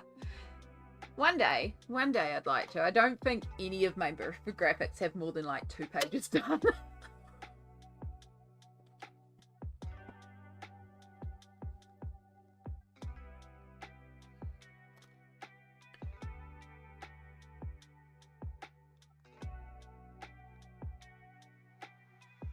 I'm just bringing up my colouring book tracker because I want to see, because I know I'm close in a couple of books now. It's not like I will complete a book this year, but it's like it could very easily happen, and it'd be cool if it did. Alright, if we switch that to a book completion, sort column A to Z. No, we want Z to A to get the highest ones first. Yeah, so Fledgling Fairy Special by Christine Karen is my most completed. I've done 31 out of 40 pages. I have a buddy in it this month and possibly 2 buddies. Because these 2 pages that I might be able to do. We're just flipping a coin. I've got to do that after stream. And then Mythomorphia, the one that we're working on, is the next completed because I've done 64 out of 85. So I'm working on a double now, so it'll take me up to 66 out of 85. So I'm definitely on the home stretch with Mythomorphia. I'll just make that one pink. I should just, hold on, let me just turn on window capture. So yeah, so I'm working on the Manticore spread now. The yellow is just highlighted because that's one Cindy's done, so I can go ahead and do that one anytime. So we'll have the title page, the book belongs to, which is the one I have no idea, so that's free. 4, 5, 6, 7, 8, 9, 10, 11, 12, 13, 14, 15, 16, 17, 18 after Manticore is done. 1, 2, 3, 4, 5, 6, 7, 8, 9, 10, 11, 12 individual spreads. So yeah, on the home stretch with Mythomorphia. And then, as I said, Fledgling Fairies, I've got 9 pages left in. And then because of the big kick in Any Day last month, because I did 9 pages in Any Day, so in theory that one is almost halfway done. And because I did 9 in a month, I could like easily finish that one this year, I reckon. But it's not like a pressure to complete any. But yeah, if we go down the list, actually if I do it this way, Control Find Mythographic. So yeah, the Artist Vault and Magical Earth have 2. So that is my most completed mythographics because they have 2 pages done for 4% of the books done.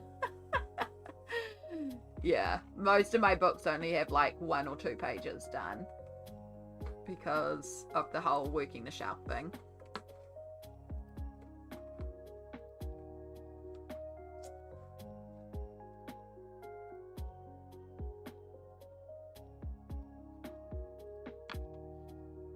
Yeah, blows my mind that you did that. It's fantastic.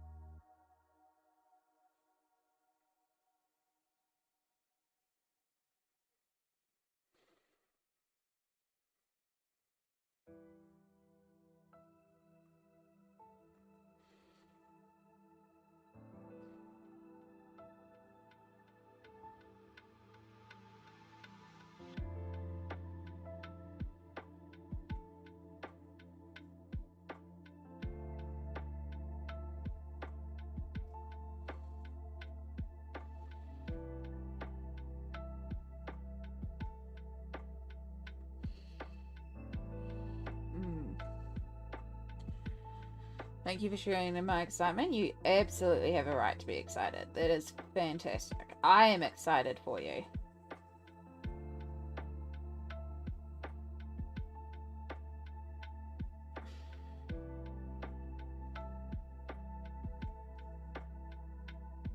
I'm super excited. I'm excited just to see any colouring.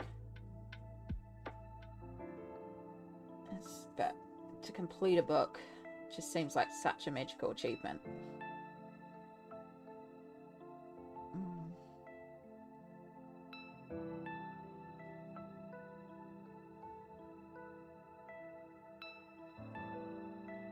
It's probably crazy, but I'm trying to have less than 1,000 uncoloured pages by the end of the year, not counting the pages at Fiance's house. I have no many I have now, but it's definitely over 1,000. Hey, no, if that's the goal, like, that's a fabulous goal to have.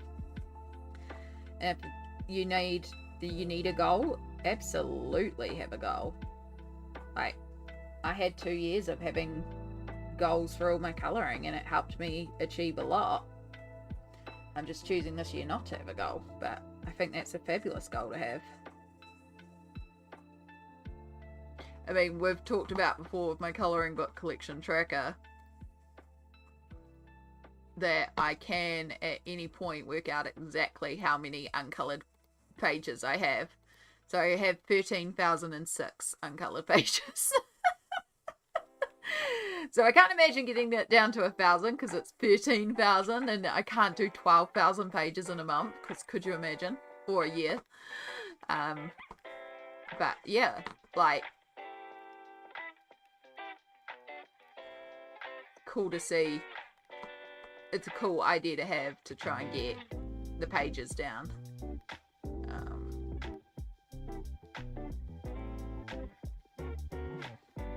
I'm a nerd, and like, I'm a little bit of a stats nerd. I like seeing the numbers and percentages and stuff like that, so it works for me to have that. So having like that goal of 1,000, less than 1,000 pages, then that's a fabulous goal to have.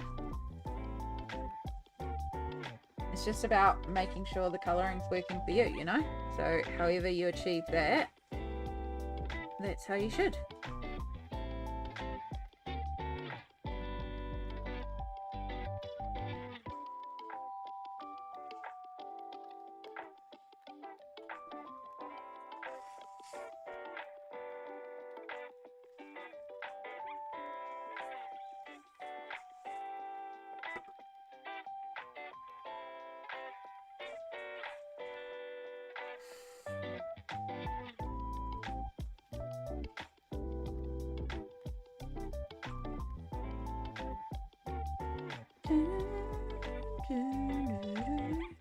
This song just sounds like a happy day.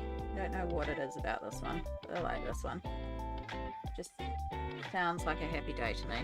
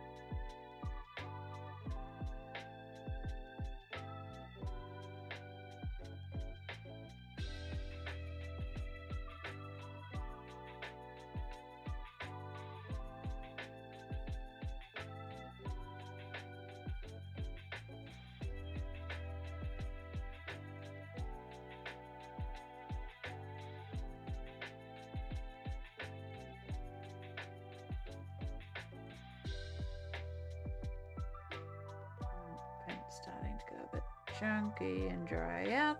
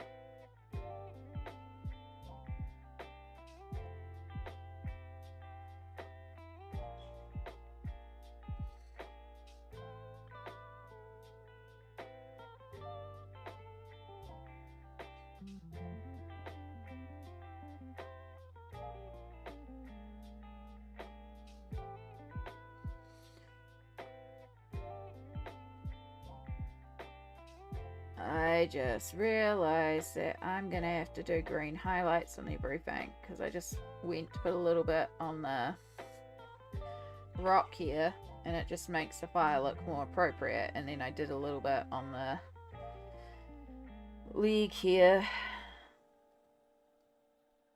Okay, that can be a later on job. That is not a job for now. Highlighting can be later on after we get everything in place. But yes, there should technically be green glow everywhere, because if our fire's green, it would be reflecting. But that's easy enough. The green paint is sheer, so we can do that at the end. And there'll be areas where we don't need to highlight, so we're better to carry on, paint everything as is, and then come in and highlight afterwards.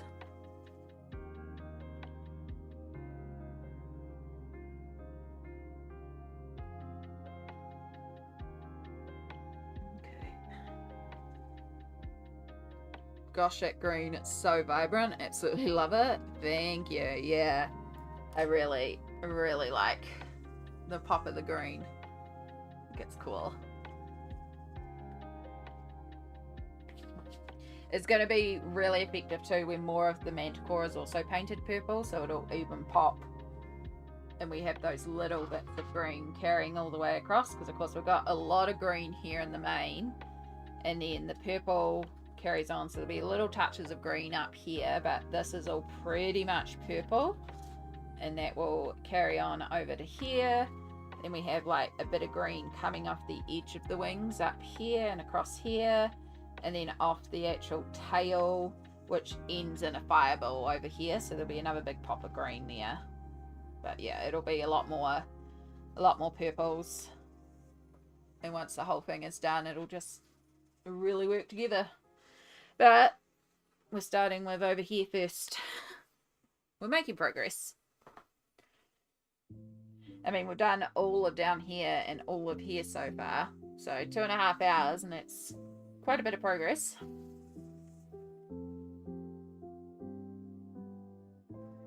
It's almost 70 Fahrenheit at the creek today.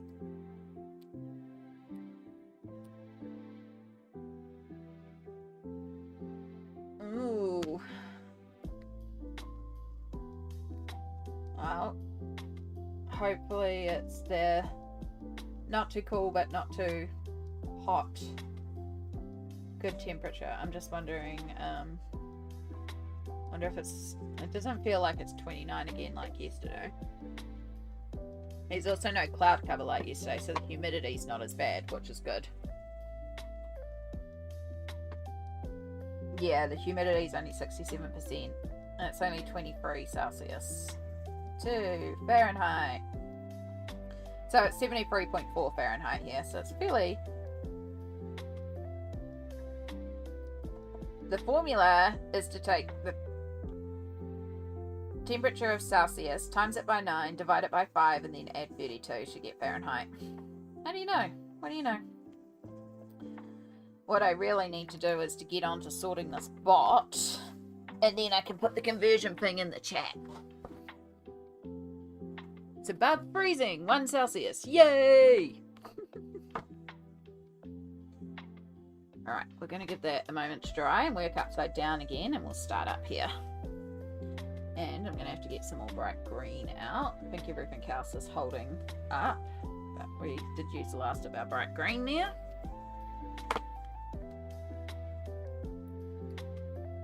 In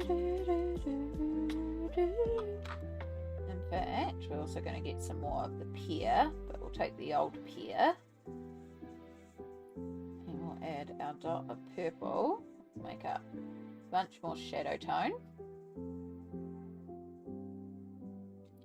Then we can add a bit more of our pastoral pear, and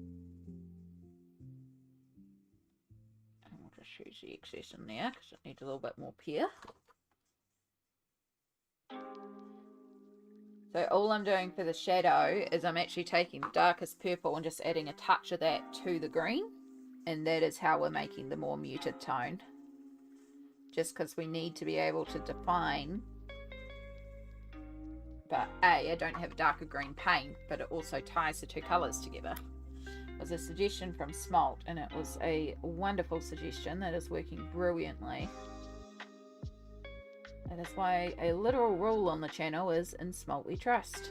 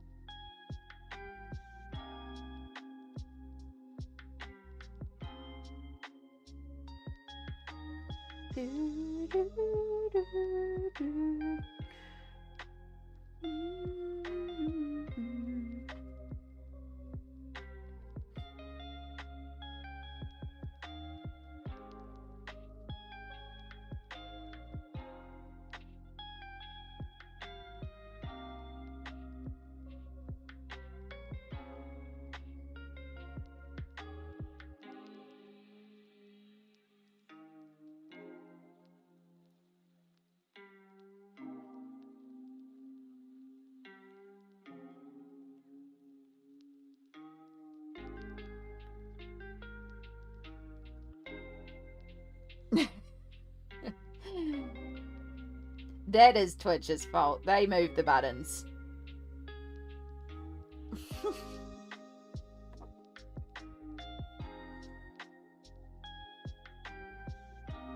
It's easy enough to do. The amount of times I've accidentally banned or timed someone else because I've been modding on a channel. It's like, oh boy. Oh boy. It's easy enough to do.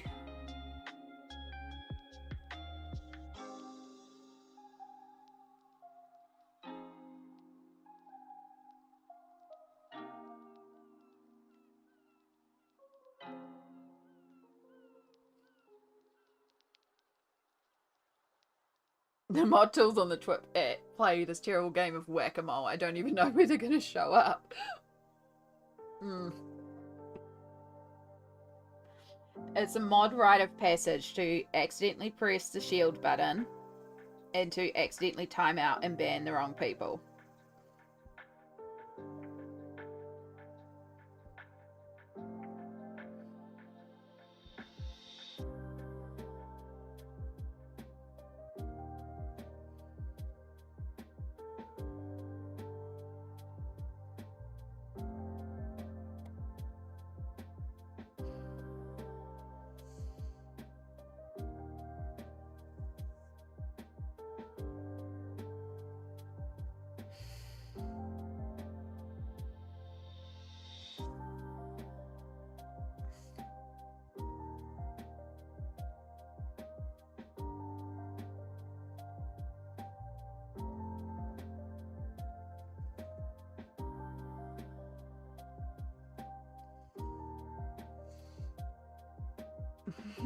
Please don't ban me. I would do a sad.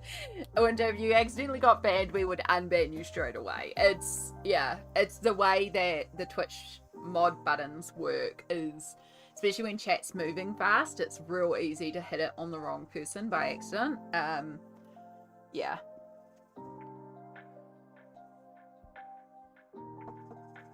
But we will get you back ASAP.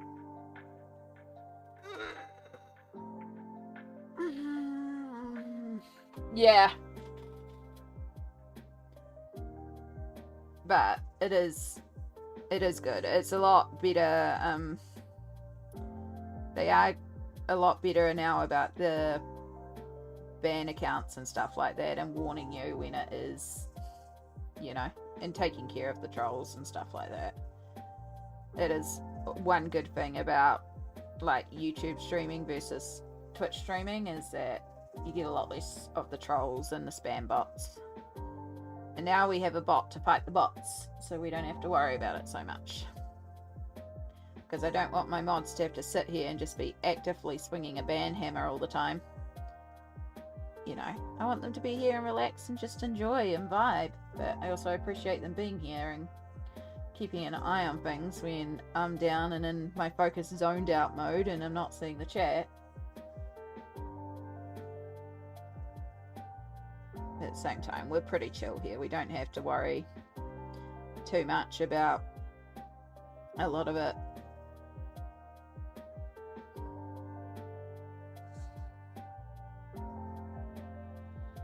It used to be a lot worse back in the day.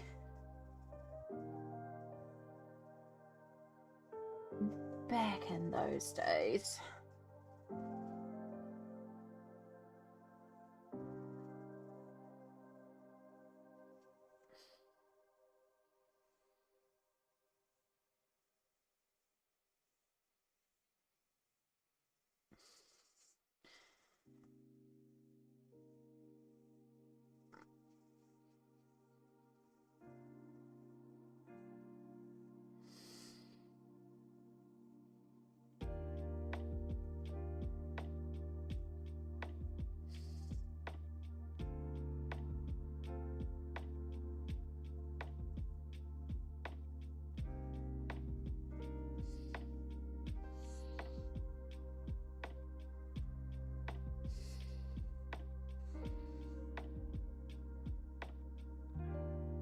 Yeah, hopefully we will never ever have a reason to use shield mode, but I am very glad it's there. And for people on YouTube that are like, what?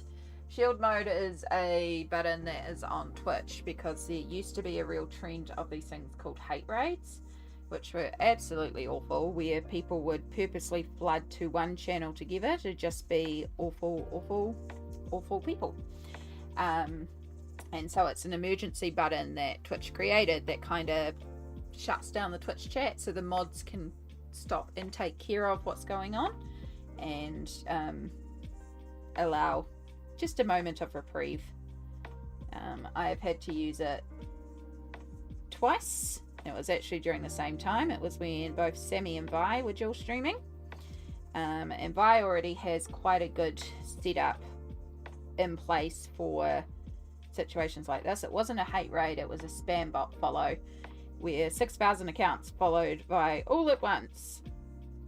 And because she was dual streaming with Sammy, we knew Sammy was going to get hit soon too. So it allowed me to just hit the shield mode, which prevented a bunch of stuff happening. And then because Seribot was there, which is a bot that fights the bots, it took care of the rest. And hopefully we will never ever have to deal with a spam bot follow raid, but if we do, that is when we just hit the shield mode straight away. I go in and deactivate alerts, and then we just vibe as 6,000 people subscribe and then unsubscribe to the channel.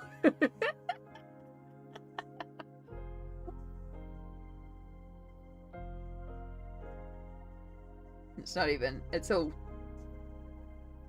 a fake follows anyway. We do. Seribot is fantastic, and if you are a Twitch streamer or thinking about streaming, fully recommend having Seribot on your channel.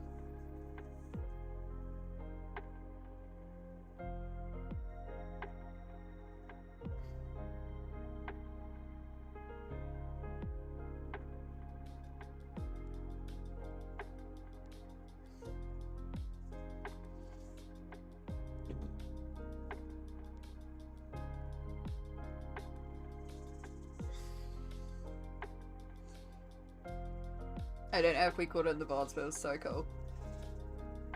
It all sounds very, very scary. I don't have the tools to deal with these kinds of things. Yeah. Winter, it sounds scary. It's, when you get to the point of dual streaming on Twitch, I will talk you through setting up Seribot. It is dead simple to set up. And then if you want as well, I will also be a mod on Twitch, so you don't have to worry about it. For the most part, you should be fine, because you may get the occasional, you may see it on Twitch sometimes where you may just glance a message coming in and be deleted. It is just a bot coming in, say, buy viewers here or something like that, and Seribot just recognizes them straight away and just gets rid of them, so you don't even have to do anything. It's just there in the background, it does its thing, and then boom, gone. It usually happens so quick that unless you're a mod, you don't see it, but it's really, really easy. And then for when you are on the Twitch side, it's not difficult to mod. 99.99% of the time, you don't need to worry about it, because 99.99% of the community is great. I do a help out with a charity stream, the Yes and charity stream, and like those streams, they get lots and lots of people in, and I think I had to ban one person one time because they came in trying to send people off to some sort of live stream fight, and it was like, no. Yeah, 99% of the time you don't have to worry about it. It is just something about Twitch, because it is a live stream platform. There are people who do come on here to try and get you to buy viewers, or, you know, yeah. And again, Seribot will take care of 99% of it. And I also, Vi does have a very good walkthrough of safety tools. I will talk you through how to set up for banning, or like timing out or deleting messages. It's really not that hard. It seems scary, but it's really not. It's really not.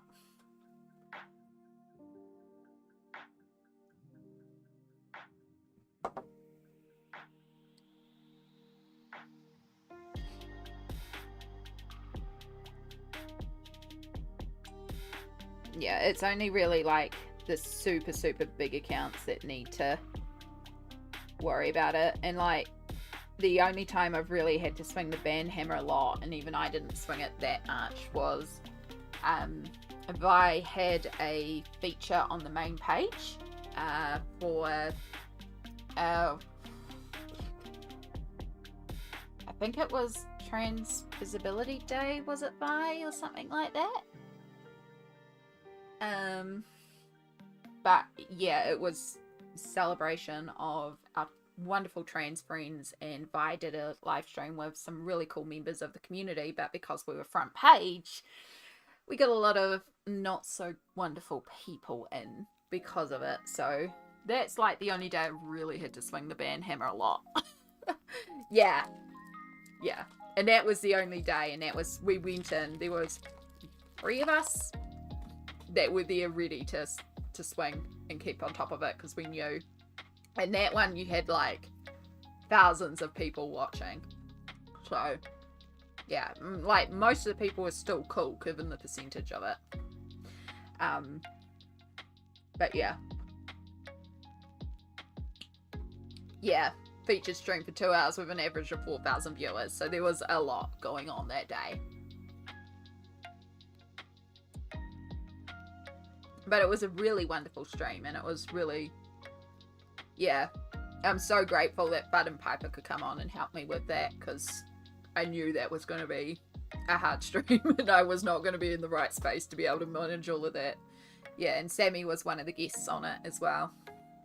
And yeah, wonderful, wonderful stream. I'm learning all this, and I have an appointment with an employment agency on Thursday. Well done, Winter. You are adulting, and I am very proud of you. Celebrate it. You know, we need to have like more, we need to celebrate more of the small things, I reckon. Celebrate, like, the achievements. Like, you got out of bed today. I'm proud of you. You brushed your teeth. I'm proud of you. Celebrate the small things, you know? It doesn't have to be big, massive things, too. You took your meds. You actually ate breakfast, you know? Take all the little things and celebrate it, because they are worth celebrating.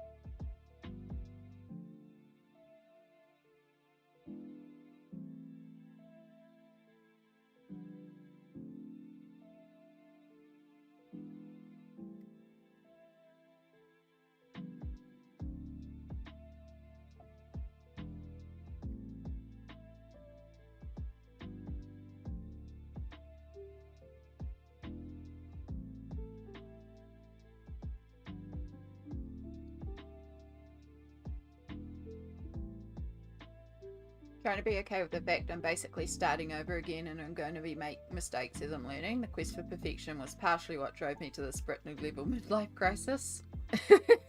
You're fine, I speak typo. And that's valid. Like, there's a period of my 20s that I call the lost years because I was so heavily medicated that I just don't remember them. So I just didn't have 20s. And it is what it is, you know? It's, you know, you're making progress forward.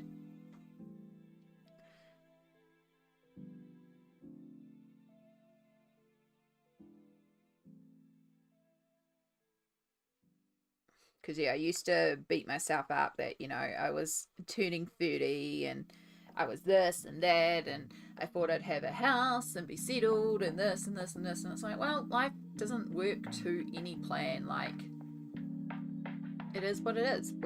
As long as you're happy in what you're doing, why are you putting your pressure on yourself to live up to these expectations when these expectations aren't even reality?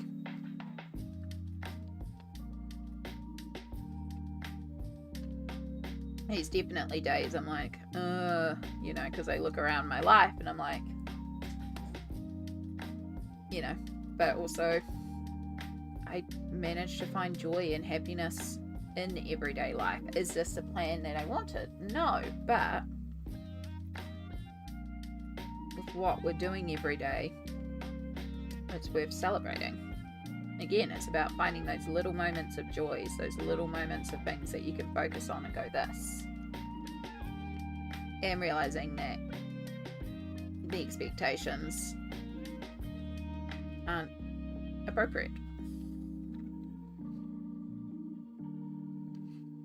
Always appreciate you and all the beautiful regulars here. Oh, we appreciate you being here. Appreciate everyone being here, just vibing and hanging. Again, my goal with stream is just to be that sort of cozy, comfy, little glittery bubble on the internet where you can escape and just vibe and hang and feel relaxed and just take a moment to find that peace and find that joy. There's so much going on in the world, so be that little moment of escape to refresh, refuel, find the positivity.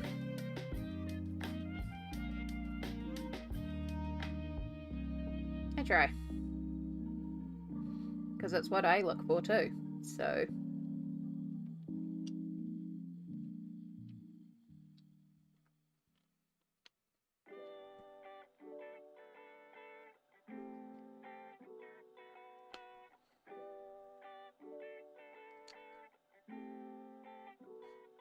also, Weaver's Originals. So damn tasty. Wish I could get them in bulk.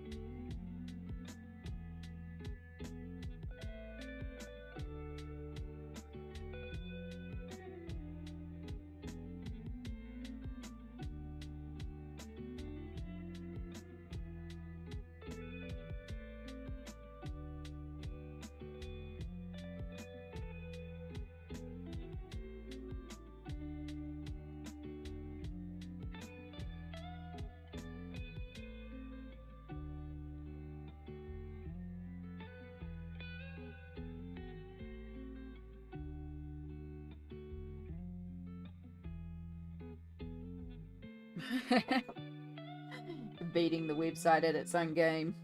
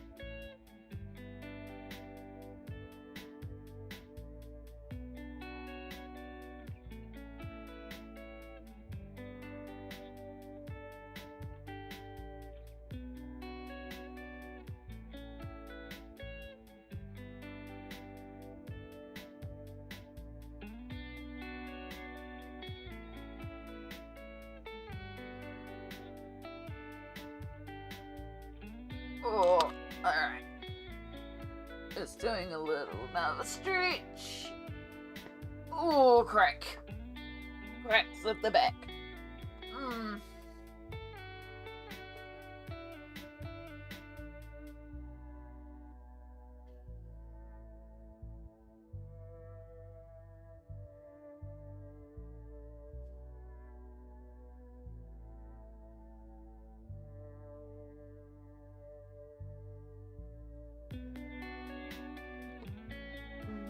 Gonna put myself in Luke now. May disappear. Gotta get dinner ready. I know the boys are wanting to watch movies tonight. Oh, good winter. You have a wonderful rest of the evening. In case I don't see you, good morning, good afternoon, good evening, and good night. You have a wonderful night. I appreciate you being here. I will catch you around.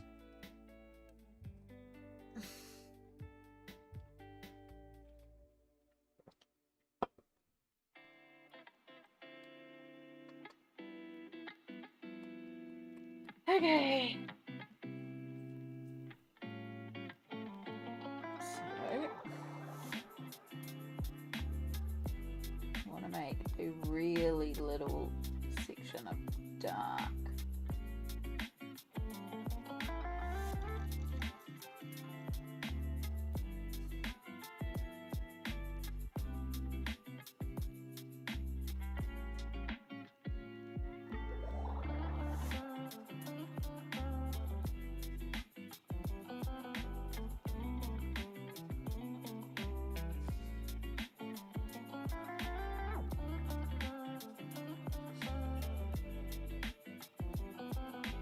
Use this to cut back into here just to define in there a little bit.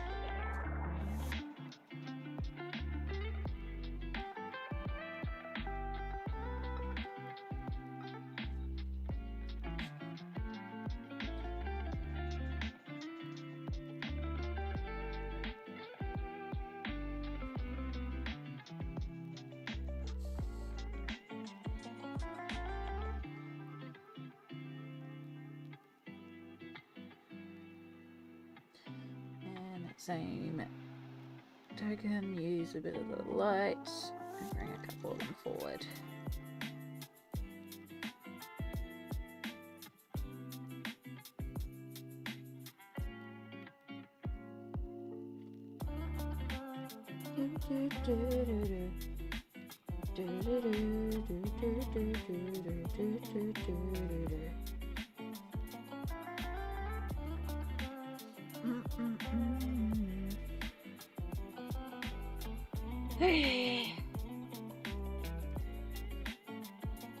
This acrylic paint dries relatively quickly, so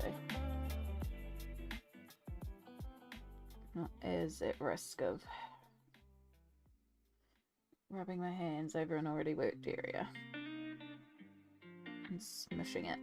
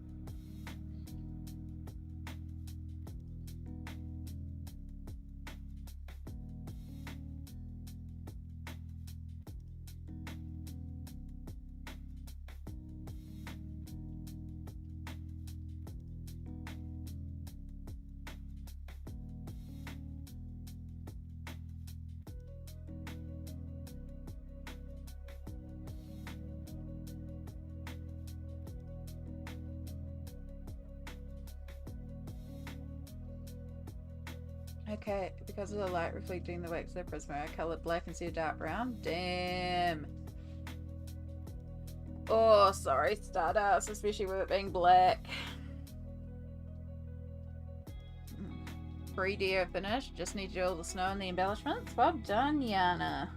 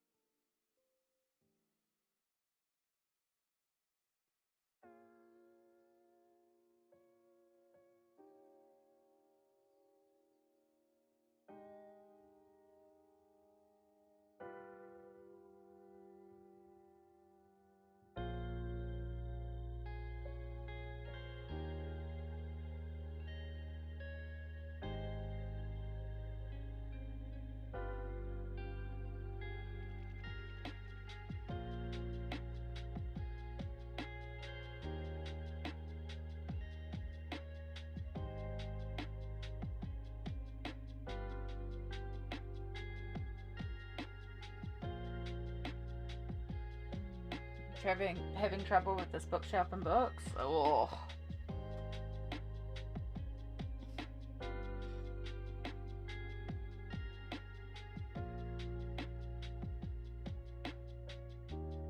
It's one thing I haven't coloured as a big bookshelf before, but I can imagine it being very, very cumbersome.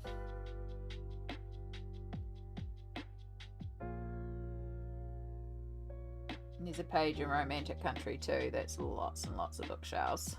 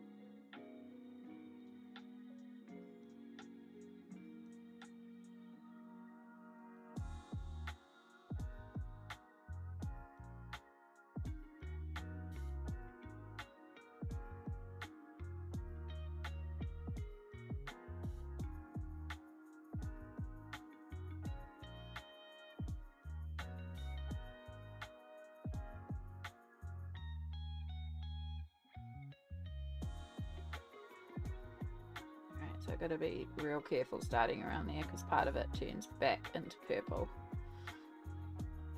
And that's the last of our bright green again, so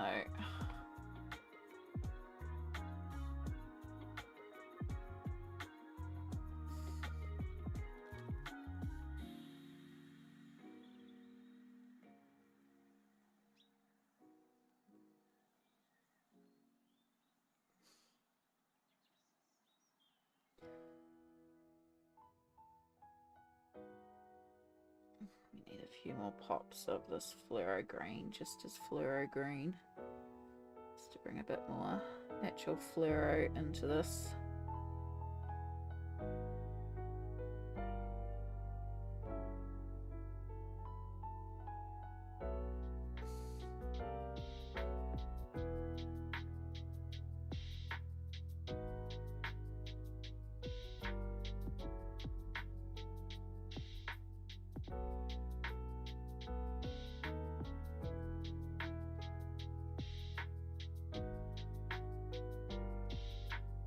Realized I don't like it. Nope. That's the beautiful thing about colouring. As Candace says, if you don't like it, turn the page. Oh, piss off, fly.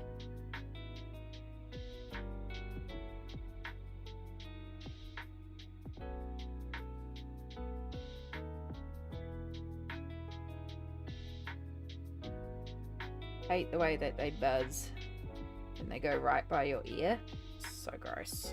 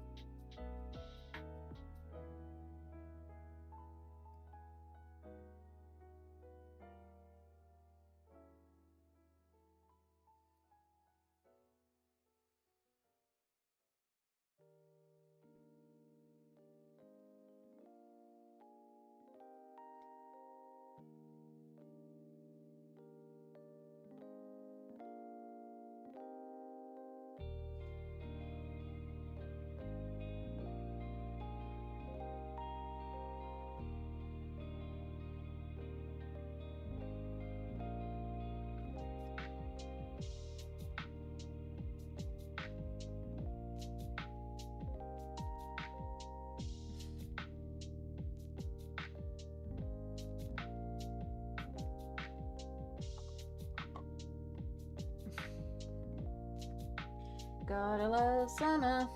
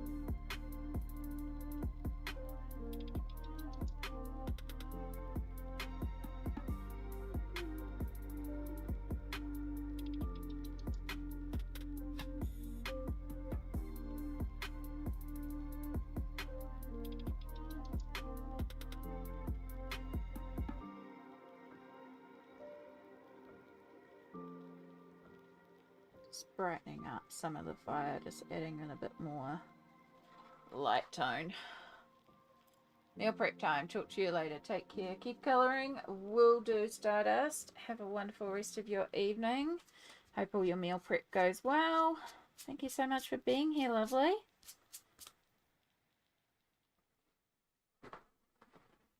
I am thinking of taking a little break and going heating up some lunch and just taking a couple of minutes to have a good stretch, because I am getting very sore again, so it is definitely time for a stretch. But also most of my paint is either used up or dried out, so it's like a good opportunity to stop, have a little break, and then come back and put down all the fresh paint. Because the only colour that's left now is the white, which is why I went around and did a bunch of that white highlighting. But I like our neon green fire. I feel like it's coming together.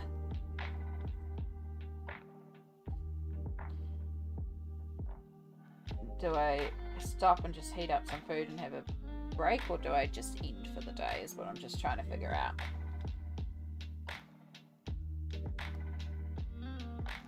Is it just a small break and some food will make me feel refreshed?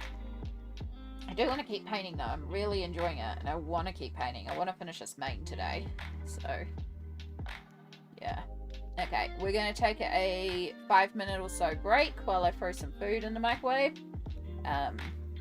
So, perfect opportunity to hydrate, stretch, take your own meds, grab your own lunch or dinner or breakfast or snacks. So we'll just be on a break screen for a few minutes, and yeah, I'll see you all probably 6 or 7 minutes by the time I get in the microwave and stuff like that. See you shortly.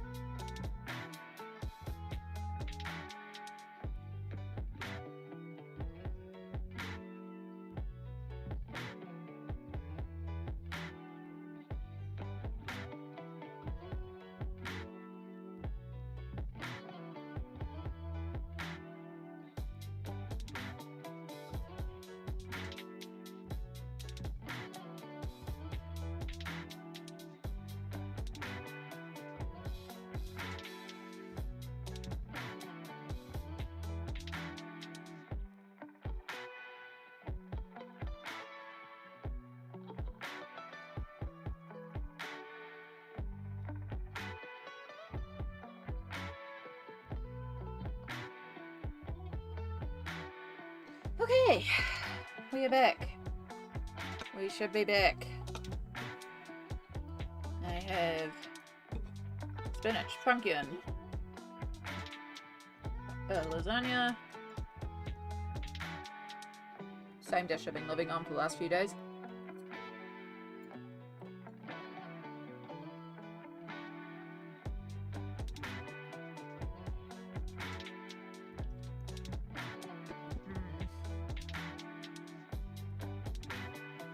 I like how it's progressing. I do like it. So, we need to refill all our colours. All our greens anyway, except for the white green.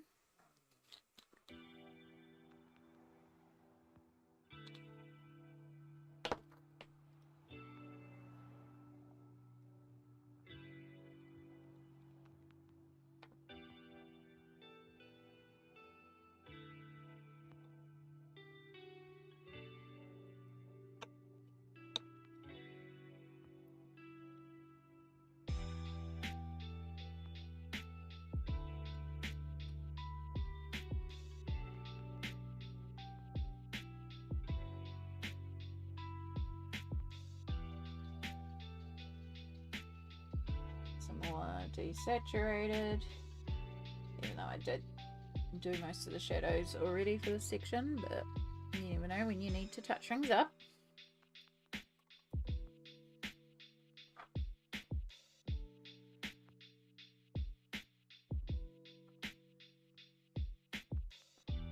Alright, so we'll start over here. So this is where I've got to be real careful because this last section here turns back into body, so I've got to make sure I keep clear what is main and what is body.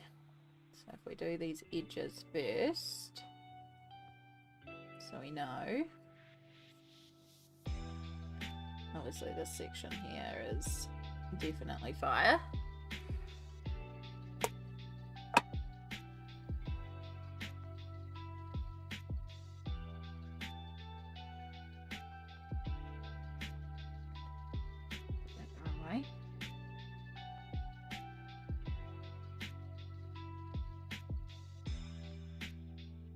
So I've got some of the body marked up here.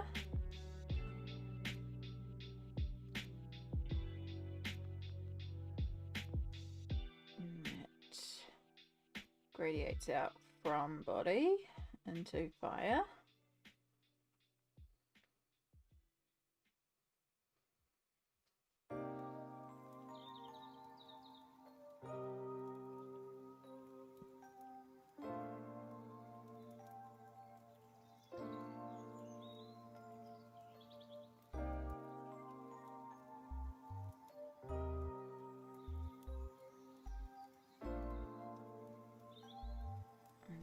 That, so it's just that section there. As long as I finish this little section, and we've got all the fire parts taken care of, and we know that merges into body. Oh no, we've got one more down here that I did not notice.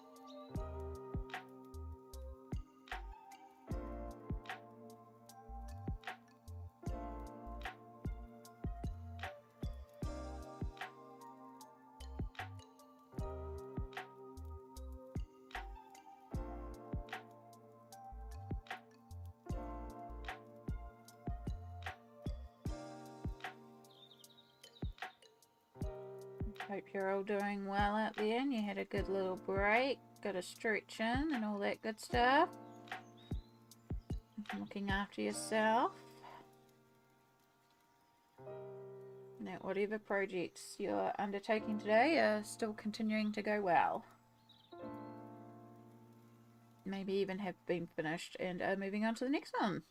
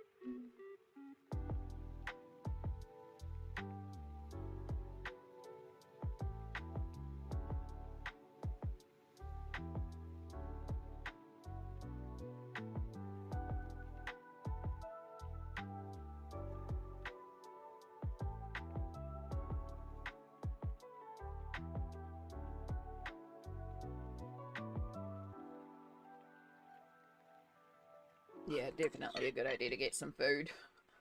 I realised also I've only had a plum for breakfast, so no wonder I'm feeling a little hungry.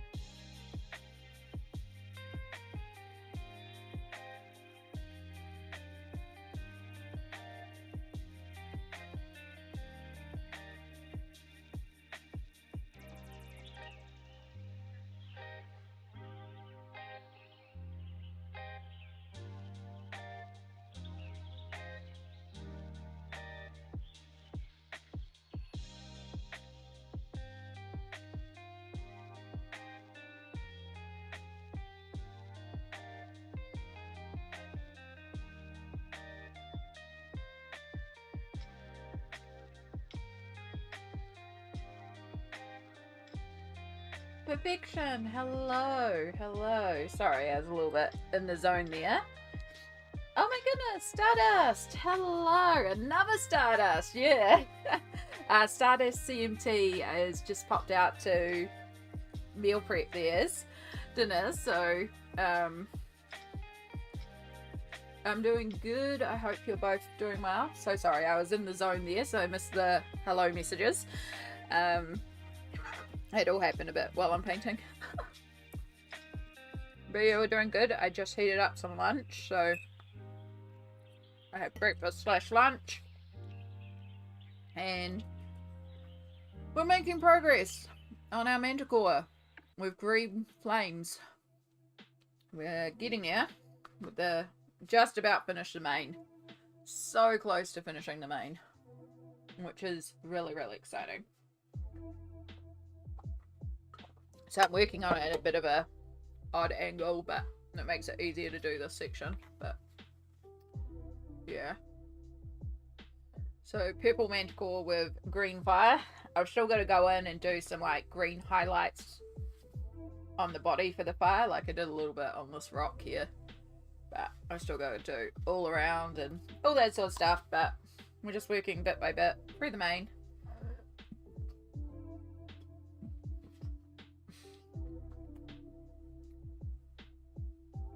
And yeah, I'm just getting in the zones and forgetting I'm streaming and then zoning out and just colouring and painting, and then it's like, oh yeah, stream. But yeah, I hope you're doing well today.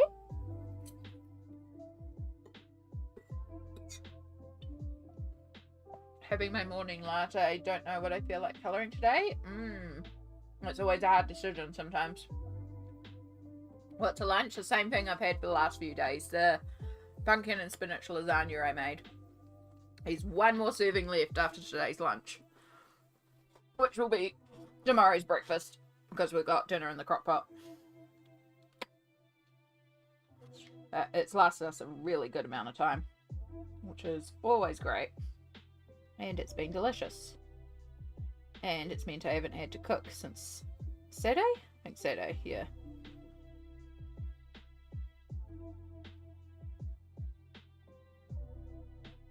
Which is even better. So yeah, Mum's got some chicken and stuff going in the crock pot so we can make like bento bowls, like salad bowls for dinner tonight. So that'll keep us going for 3 days as well. This tends to be how we cook. But yeah, I hope you're both doing well today. If you're, once you decide what you're colouring, perfection, let us know. And Stardust, if you're colouring or working on anything as well, I hope it's going well.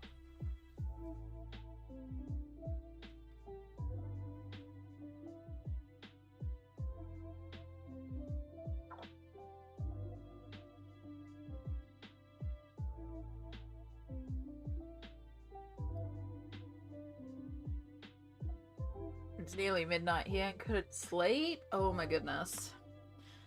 It is nearly 1 PM here, so you are almost opposite time zones to me. I'm sorry you couldn't sleep, but hopefully the chill, relaxing vibes here will be what you need to drift off.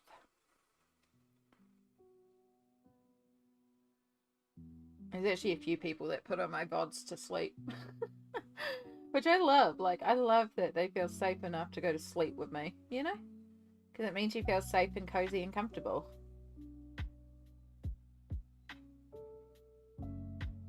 And that's a compliment.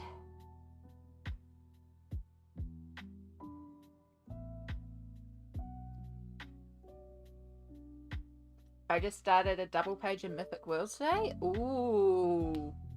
God, I haven't looked at Mythic Worlds in for ages. There's some gorgeous pictures in there.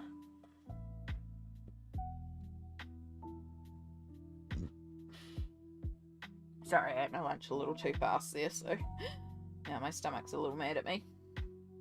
It does that. Which double page spread in Mythic World? I really need to show that book some more love. I've just been so focused on Mythomorphia.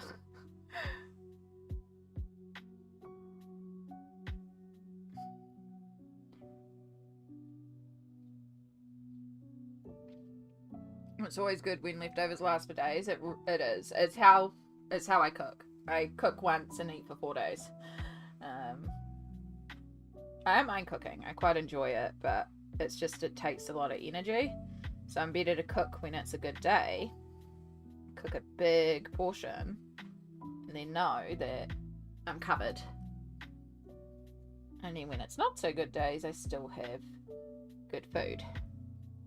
If it's a really not good day and there's not good food available, usually Mum can whip something up.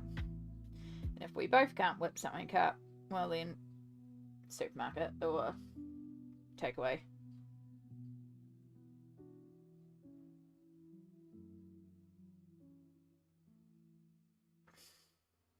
Also trying to use up the freezer a little bit and like clear enough out of the freezer that we can do a proper de-ice of it. So yeah, so the spinach and pumpkin lasagna was me actually using up a lot of bags from the freezer because we had pre-diced pumpkin in there, pre-diced sweet potato, pre-cut spinach, a bag of cheese. The lasagna was some old box lasagna in the cupboard, like dried lasagna sheets. I used up a bunch of old tomato cans and stuff too, so it's good to sort of cycle through the stuff as well. But yeah, it used up quite a bit. Oh, and it used up a bag of diced onions that was in the freezer too, because that was the one thing I was going to cut. Mum was like, I'm pretty sure there's onions in the freezer too. So I just got them from the freezer. So it's great. So the next one, I know there's some like broccoli rice and cauliflower rice in there. And there's enough stuff that maybe like a tuna casserole could be quite an easy one to do because there's a bunch of mixed veg, and then there's also some potato pom-pom style things. So I was thinking maybe like a tuna pasta casserole topped with pom-poms or something. I don't know. I'm gonna look on the weekend on Saturday, see what I can figure out, and then see what we can use up next.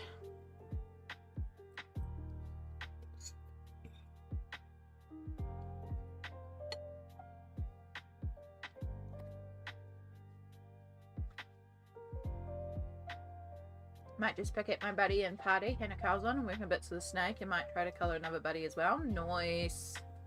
I really like how my snake turned out. Like, I went very different for the snake, but pattern, obviously, than what's there. But yeah, it's so shimmery and sparkly. It was really fun. Like, I'm like really inspired to paint more Millie now. Like, it was such a good approach to doing a Millie page to paint it. So I have to remember that for doing it again because it was really fun. I really like how it turned out. I like why I did the leaves pink. I have no idea, but it works.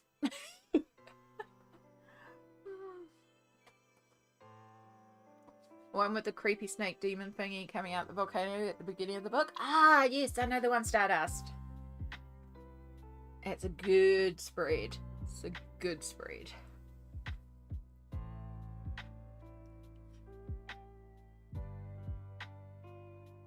I'm just like in such a painting mood now. Like, I'm already thinking, what else can I paint? I really enjoyed using that metallic paint last night on that one, so I do think I want to actually get a couple more colours in the range. And I realised I could use them in the background of another one of my buddies. I'm like, I'm not meant to be buying supplies, but also with all this painting that I've been doing, it's made me realise that I am lacking some paints, because I did the big, I threw out all my like 20+ year old acrylic paints and then brought in a couple, but I brought in all pastel colors apart from a couple, so I'm like missing some basics. But at the same time, like, I know my mum has a ton of paints, so I could always just hit her up and borrow some of hers, and then because she's also got some really old acrylics, so help her use up the old acrylics and then replace some for hers. Yeah, I thought she had some of the metallic paint, and I had a quick look before because she was like, no, I'm sure I've got some of that too, but I couldn't find any, so I'm gonna have to order it in unless there's another place it could be hiding.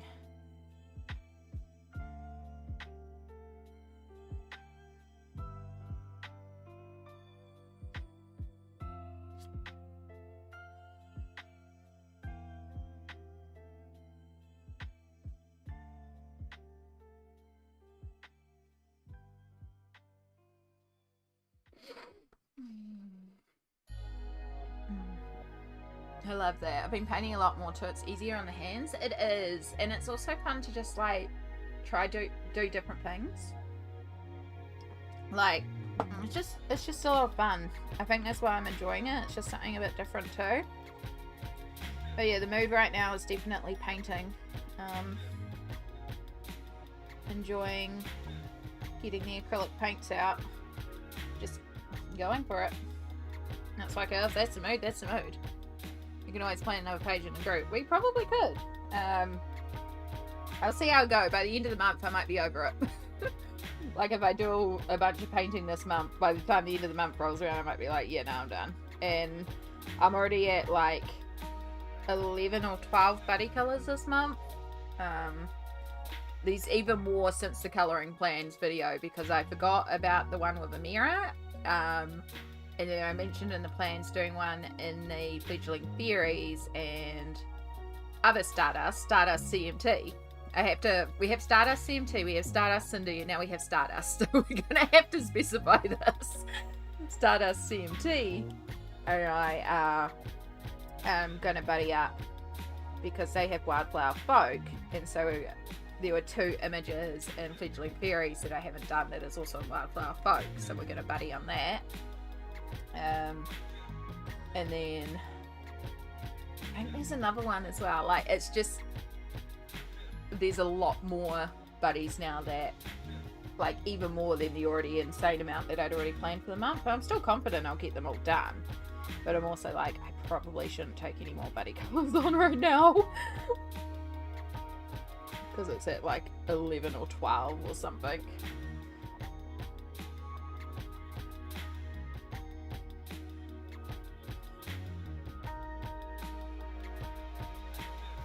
RJ Hampson's coming out with a new book as February as per his latest videos. Ooh, I have to have a look at that. Also, welcome back Stardust CMT. We're going to have to now call you Stardust CMT because we have a Stardust as well. And as we were saying the other time as well, that there's also a Stardust Cindy that comes and hangs out too. So, though it's been a while since I've seen Stardust Cindy. So, and we can't just call Stardust Cindy Cindy because we also have Cindy's. Love it, love it. It's the same thing with me being Amy, and there's another colouring channel, Colouring with Amy, and then I'm a Amy who colours, but Amy Water Art for my username. It's great.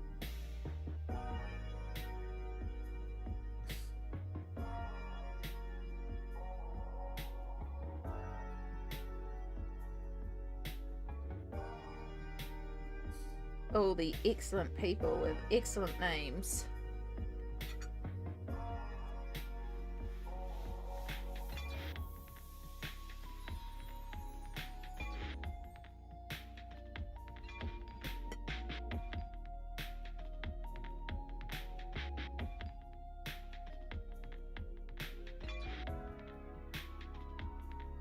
Okay, I definitely feel better after having some lunch. That was definitely what I needed. I can feel my energy perking right back up.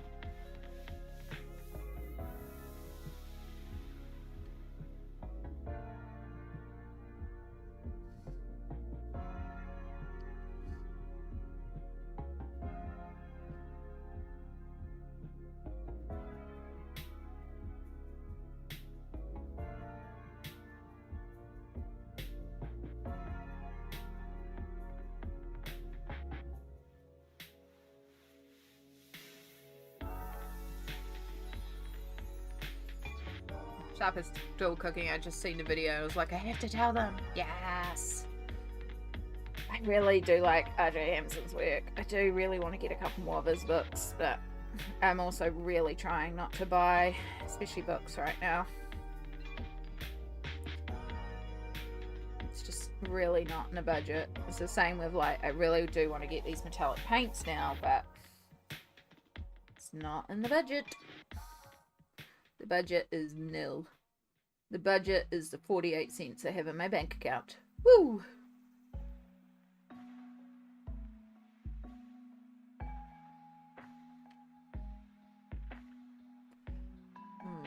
so many buddies. I have 1 buddy and 6 project books for people. 7 is enough. I don't complete all these pages in a month. Yeah.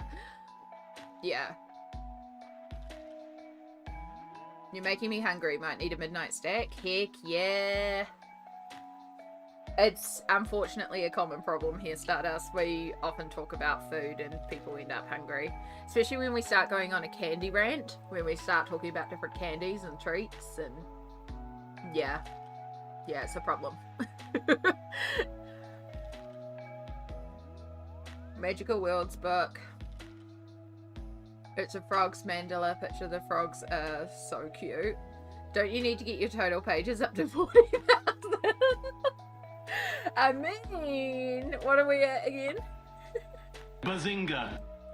Oh, thank you for the YouTube follow a friend.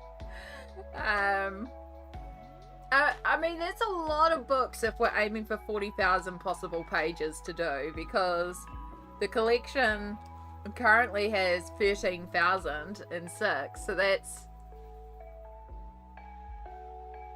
27,000 pages, and like most of the books are probably around 40 to 80, so if we said, you know, if we said 60 pages per book as an average, and we said 27,000 divided by 60 pages, that means I need to get another 450 books.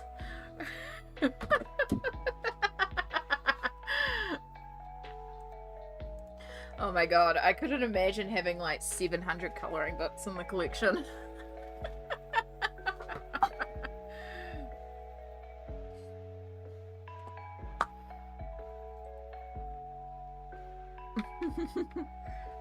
That's a doable in a weekend. Oh my god, could you imagine completed pages? And it's like, yeah, I completed 40,000 pages this weekend. No.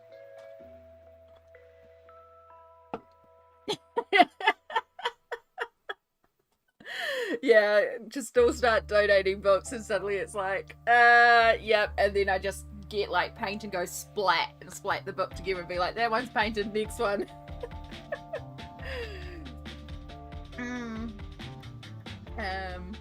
Cheesecake? Oh, cheesecake is good. It's not good as a lactose intolerant person, but it's good. You ever see some of the colouring book collections people have? Some have 1,000. Yeah, some people have a lot of colouring books. Like, I have 38. That's fine. You know, even if you only have 1 book in your collection, have 1 book. If you have 1,000, have 1,000. Have as many as is appropriate for you that makes you happy in your collection. There's no right or wrong number, just like there's no right or wrong number for how many pages you should colour in a month, what materials you should use. Like, colouring is such a personal, subjective thing. You cannot colour wrong. So whatever you do in a month, whether that's 40,000 pages or 1 page or 50 pages or 5 pages, or you do no pages and you just start a bunch of whips, it's valid. It's how you colour, and that's appropriate, and that's what it should be. It's colouring. It's your own journey. Because I get a lot of comments because they're like, because I do a lot of pages per month, and I'm aware I do a lot of pages per month. I have a lot more time for colouring than a lot of other people because it is my wellness activity, so I have a lot of hours scheduled each day for it, because I am only allowed to work a certain amount of hours. And so I usually have 2 hours every day at least for colouring. And I'm aware that a lot of people don't have that time available every day. And some days I have a lot more. Like today, with being a stream day, with being colouring for 4 hours, I'll go for a nap, I'll work for 2 hours, I'll have another nap, I'll have dinner, and then I'll probably do another 2 or 3 hours of colouring tonight. So that means today I would have spent over 7 hours colouring, and I'm aware a lot of people don't have that every day. So when you look at like my totals and try to compare it to yourself, it's like, yeah, but you're not living my life, and you know, this is how I distract myself from my pain and keep myself mentally well. So I dedicate a lot more time to it that I'm aware a lot of other people don't have. And even if you had the exact same amount of time as me, doesn't mean we'll complete the same amount. You might do more than me, you might do less than me. It's because colouring styles are different, techniques are different. I obviously colour much slower when I'm streaming because I'm chatting. Like, there's just so much that goes into it. So, yeah. You're right, I'm not shaming them. I just astounded. I felt guilty for my 38. And there's also a difference, like, I know sometimes people are like, oh, I have X amount of books and X amount are uncoloured, right? Now, again, this is coming from someone who has touched most of the books on their shelves, but that was my goal. But there's no problem with also having uncoloured books on the shelves as well, because collecting colouring books and colouring books is two separate hobbies. And colouring books are like art books, so it's collector's items as well. Again, there is no right and wrong way to colour, have colouring books, collect colouring books. It's whatever makes you happy. As long as you are happy with your collection is correct.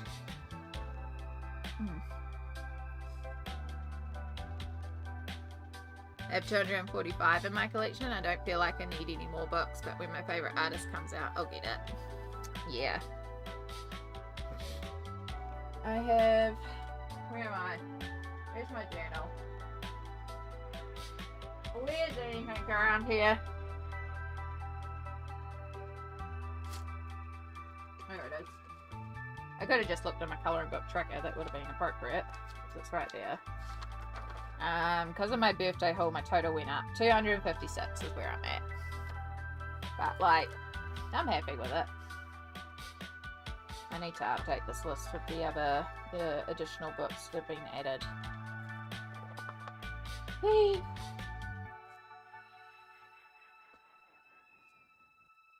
Sit. Thank you.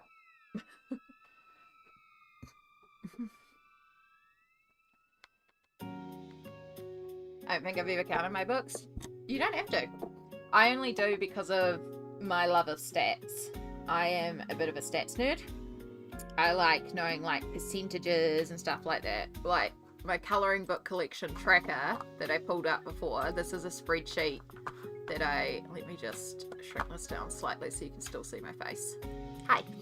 This is my spreadsheet that I use to track my entire colouring book collection, and I do this because I like to see the percentages of what's completed in my books and keep track of a few different things and look at my worked versus unworked.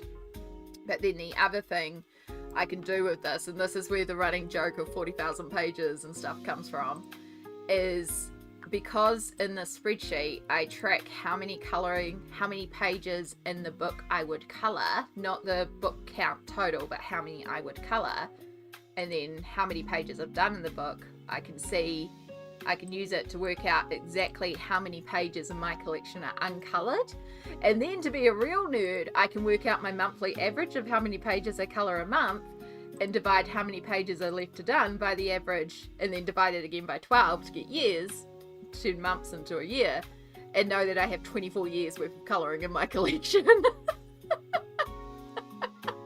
Because I'm that sort of nerd. I like it. I like seeing my average change and be like, ooh, I did a bit more than average this month.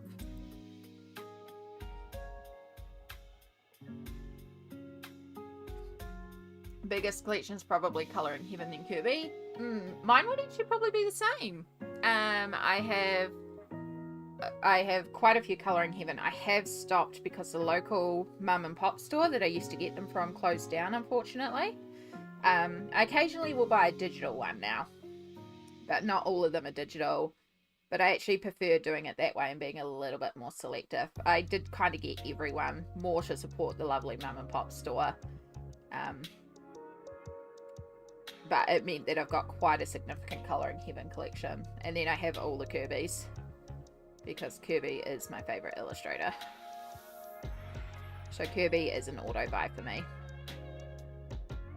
Next would probably be Mythographic, which I don't have every Mythographic, but I do want to expand out the collection and get a few more.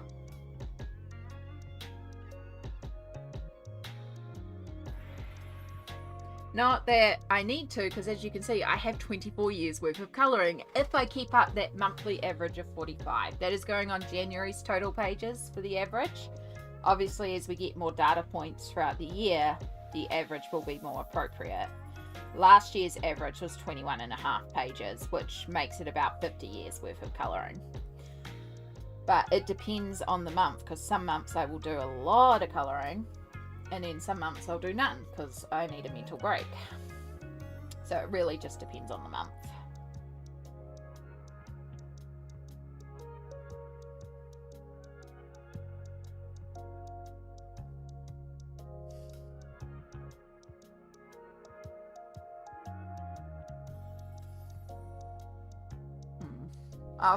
I do, because I would often buy repeats. I no longer get repeats. Nice! Be right back. All good, hon. I don't have 24 left on the split. Is at me 101 at the end of 24 years. Yeah. Yeah, I look at that and I'm like, you really don't need to buy more books. Like, you know, it's 24 years if I continue the pace of 45 a month. Am I going to continue 45 a month? No. Is there going to be more books coming out that I want? Yes.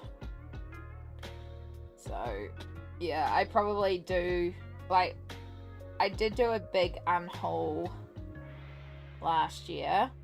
I probably need to go through and actually unhaul a bunch of Colouring Heavens, and because that was the one collection I didn't actually unhaul anything from, was my Colouring Heaven collection.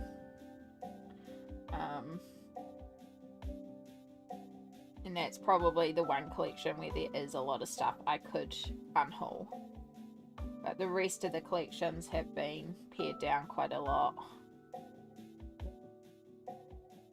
But yeah, for the last 2 years I've kind of had a goal of working certain books or working untouched books on the shelf and stuff like that. This is the first year where I haven't set myself a goal and I'm just allowing myself to colour whatever inspires me to colour, which is quite refreshing of a change. So I kind of want to see at the end of this year what books I gravitate towards and I end up colouring in a lot, because that'll kind of show me a bit more of like my collection and what I just am not gravitating towards.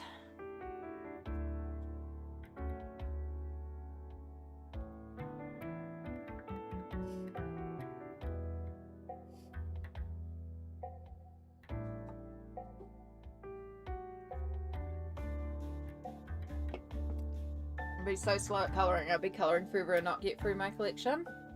And that's why it's better to view it as a collection of art books, you know, like, yeah.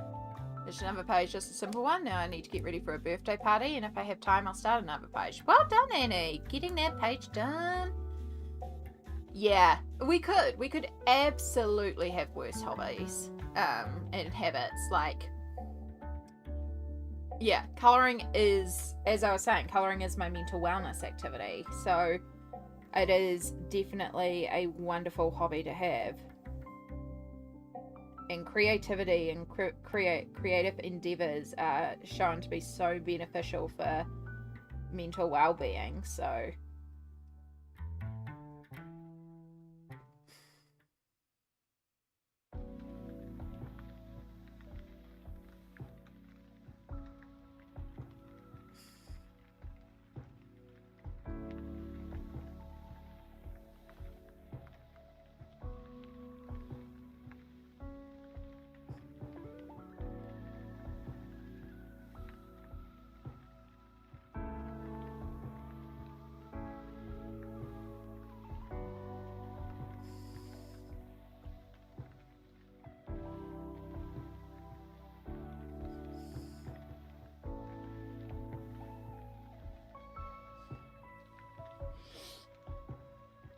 I will forever sing the praises of colouring. That's why I enjoy this hobby so much.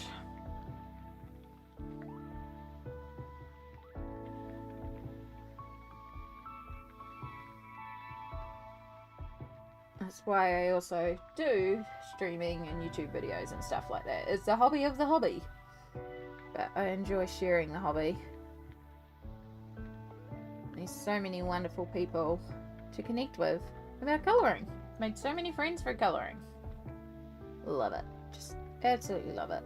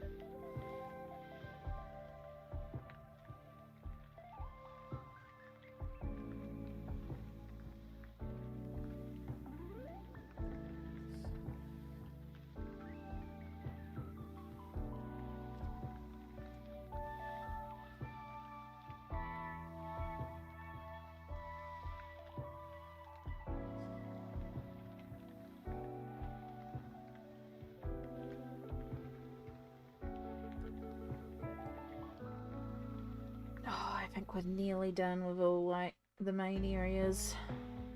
Still gotta go back and define and amplify colours and stuff like that, but nearly done with this section. Nearly done with the main. No happy days. There's still a bit of work, but I can see the light at the end of the tunnel. And that's making me happy. And I'm shrimping again. Oh!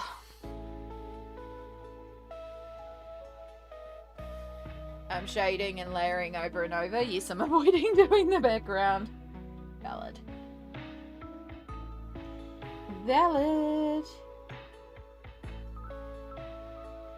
Gotta love those techniques that allow you to quickly do a background.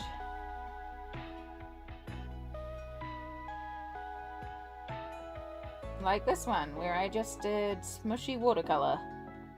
And I did it first so that I didn't have to paint around anything, knowing that I would paint on top of it. And it would be opaque and cover it up.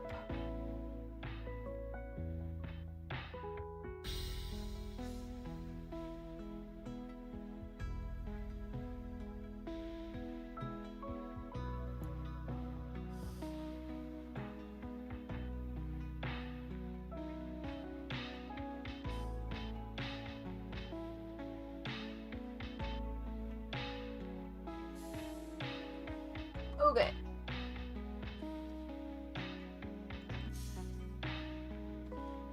Alright, let's start defining this a bit better. Create some actual definition in here.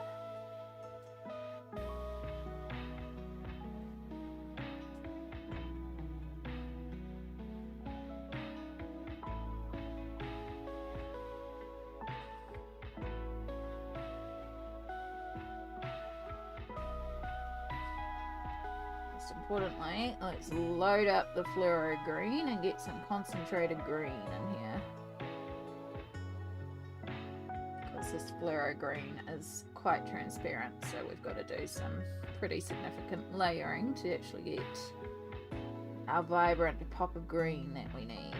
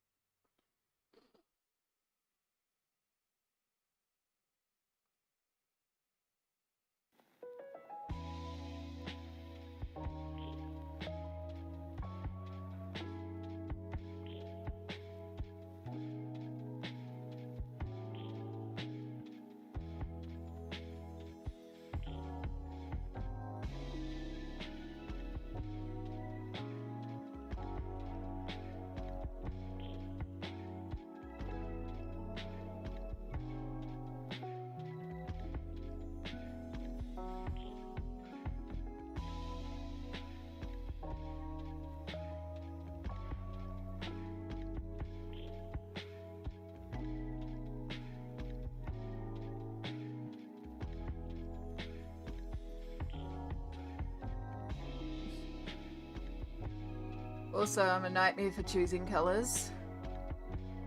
Green is my favorite color. Purple is mine. Oh, fantastic. Working with double favorite colors. I suppose technically blue is mine. I mean, my favorite color is glitter. Least favorite. My favorite color is sparkle.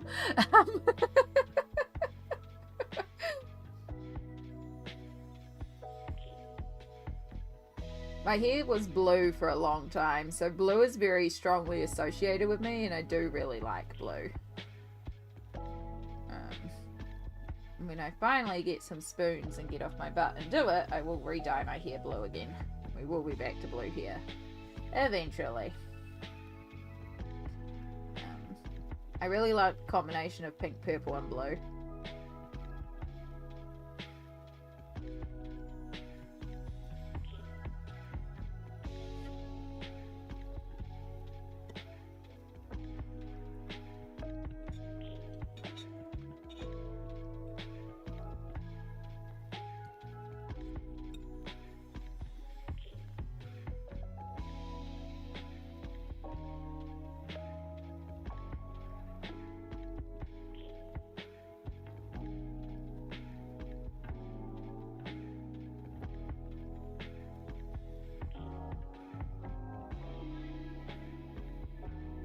Definitely glitter everything. Yeah.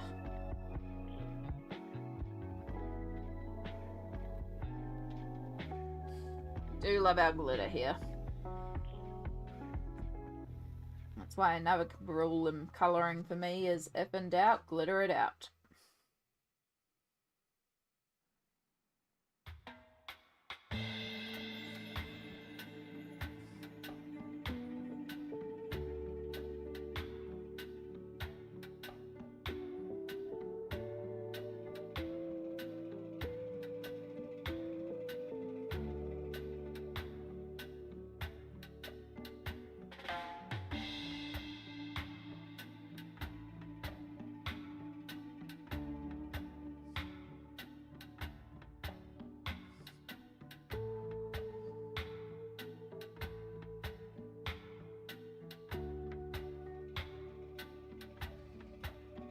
I hear so many people on hating on metallic colored pencils. I don't get that. I love them. I don't mind them. They just aren't pigmented and sparkly enough for me. Like, they aren't that pop of metallic that I like most of the time. So that's where yeah. The gold Prisma isn't actually a bad, like, vintage gold. I've used that before. The vintage gold. The Prisma ones aren't too bad.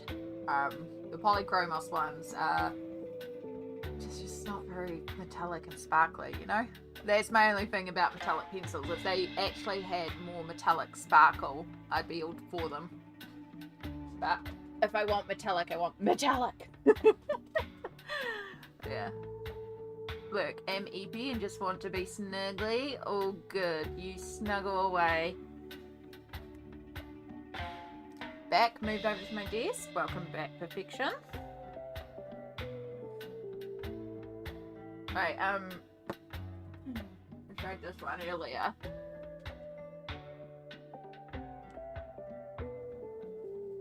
This is something else that I've been painting, and the teal is a metallic paint, and it's so sparkly and shiny and shimmery and metallic, and I freaking love it. That's what I want from my pencils. I have yet to find a pencil that has that sort of shimmer.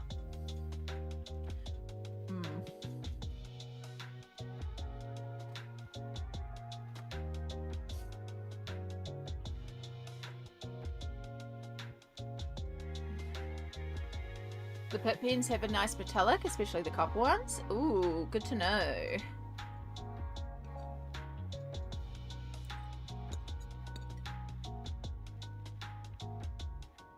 Can't beat a metallic gel pen? Heck yeah.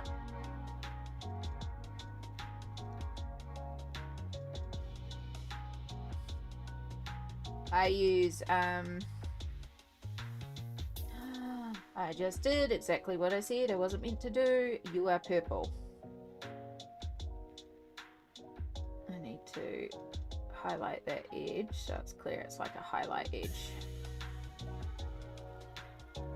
that is where it transitions back into the purple. Saved it. What was I saying? Who knows? Oh yeah, for the like metallic gold, I love using Liquitex acrylic inks in the bright iridescent gold. Such a pretty gold.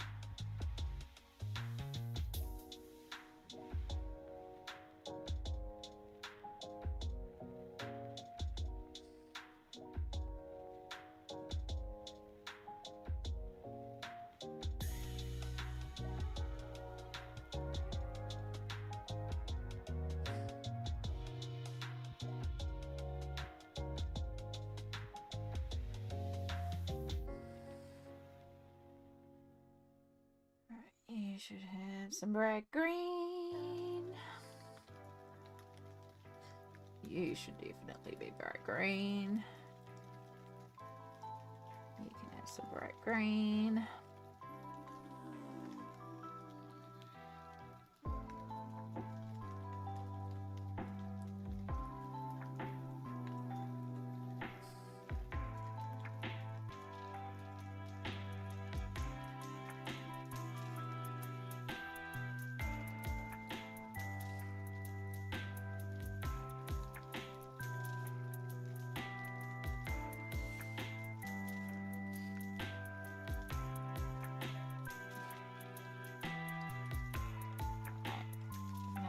We need to make some more of our desaturated green by adding in a touch of purple to our greens.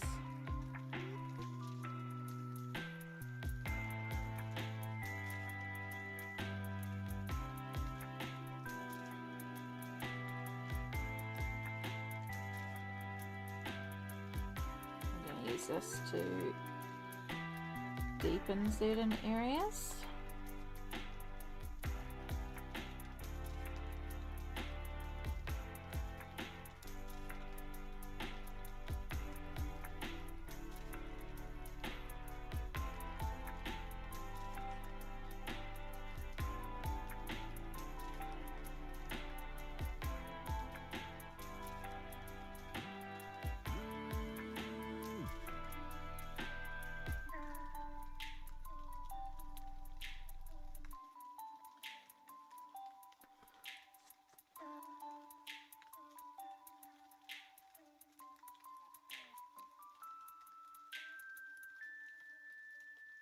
And then we use it really, really light.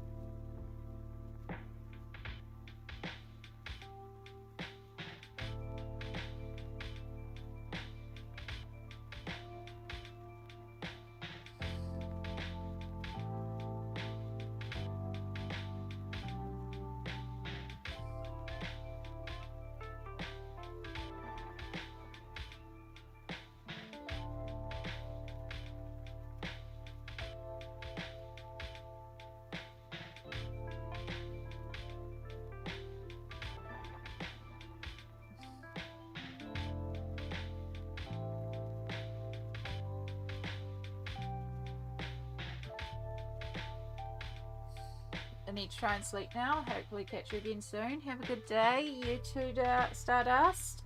Thank you so much for popping in. I hope you find the sleep that you need.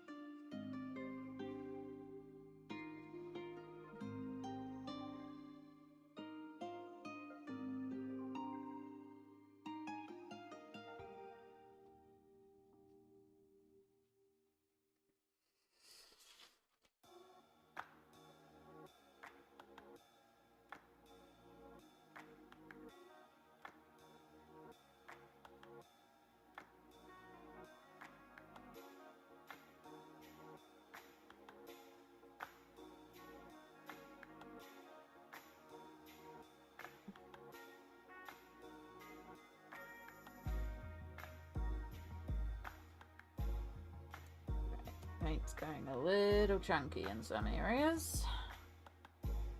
Again, it's starting to dry out quite a bit. So smooth out what we can without over blending.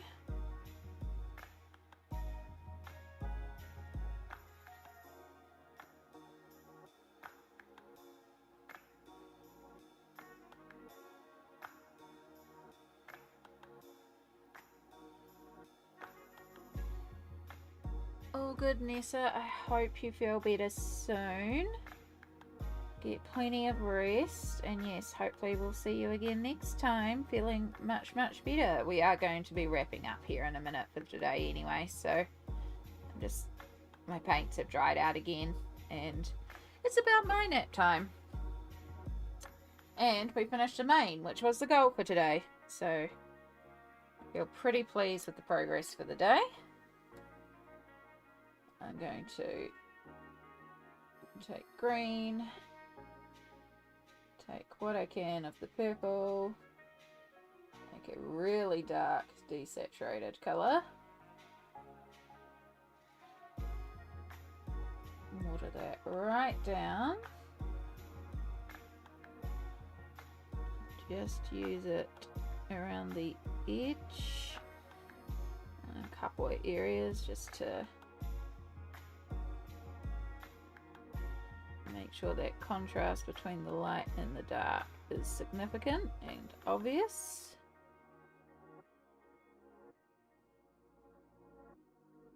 It's verging more on the purple side here, but that's actually kind of okay.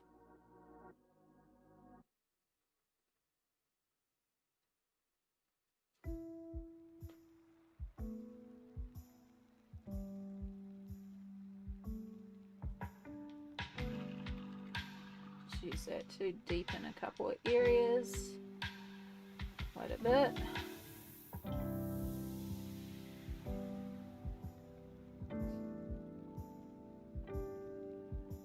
And once we have the colour out, I've got this light purple. Need to come back in here and highlight this ear. This paint is too junky. Definitely dried out for the day.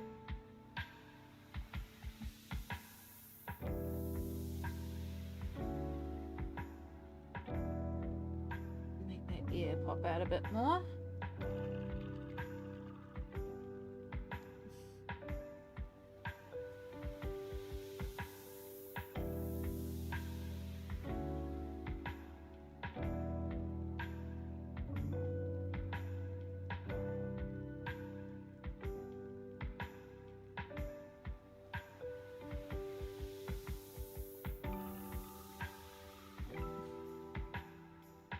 Using this to cut back in is a transition between the bright and the dark there.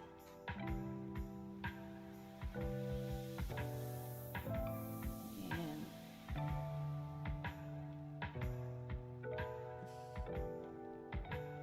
a little bit under the ear.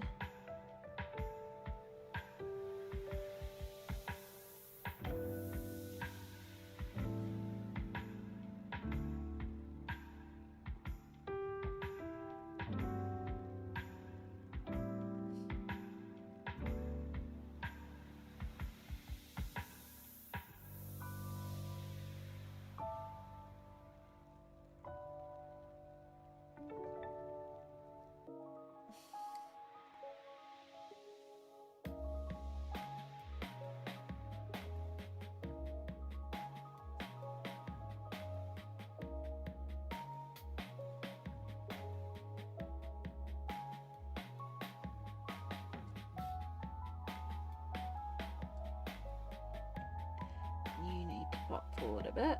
So I'm just sort of defining some of the big shapes, like the little bit of beard that's on top here. It's not about putting in a ton of shadows, it's just about adding a bit more depth and defining a couple of the really big areas so that there's some clear definition.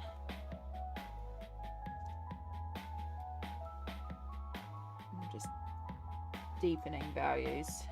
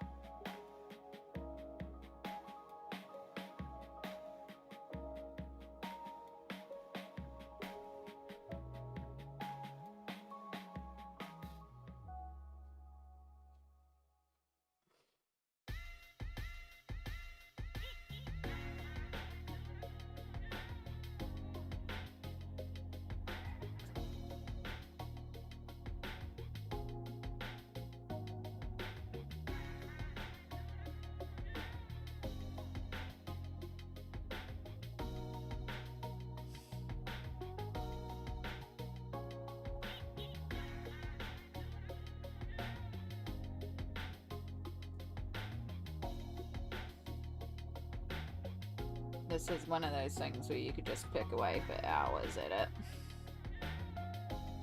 But I think I'm happy with that. And some good progress getting all that mane done, because that mane was a lot. But I like how that looks. I feel like we have got that lime green fiery mane, which will pop even more once we do the reflex on the body and stuff too.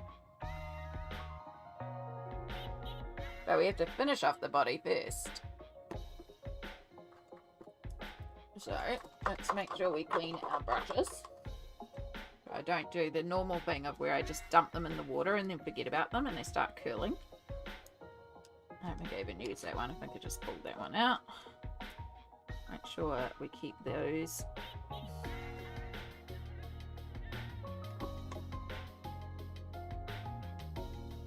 Make sure our brushes are nice and clean. And then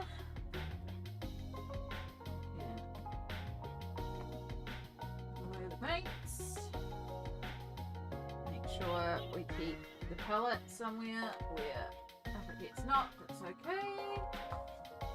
Because we don't want paint everywhere. Over there. And we can bring this one back. So yeah, we're just about halfway through. That mane was one of the more detailed areas that I knew that would take a while. So the rest of this will pick up a little bit quicker because it's still going to take a while, but it's not the detailed shading of the mane here. Still got to decide on the eye color. And we have a little fade up here too to think about as well. But at some point I do need to pull out a gold to do the little rune on this stone here. But those are all sort of finishing details.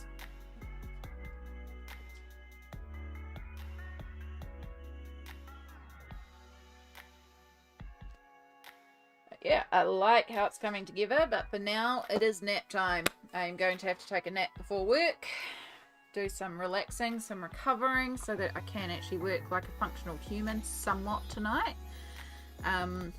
We will be back on Friday, which is today's Tuesday, Wednesday, Thursday, Friday, 3 days time at 9 AM. Thursday is a public holiday, so I'm looking forward to having a day to just do nothing. I was talking about potentially doing a stream, but because we did manage to get stream in today, I will take Thursday to do some other tasks that I need to do, including some YouTube video prep and stuff like that. So yeah, hopefully I'll see you all again on Friday. We will carry on with this and hopefully finish the majority of it. We'll get a good portion of it done. I reckon by Sunday we'll have this finished, which will be awesome. Thank you so much for being here. Make sure you look after yourself, because you know it's always good to look after yourself. Make sure you hydrate and stretch and keep up with your creativity, and just have a wonderful rest of the week. And yeah, hopefully we'll see you again on Friday. Take care. Bye.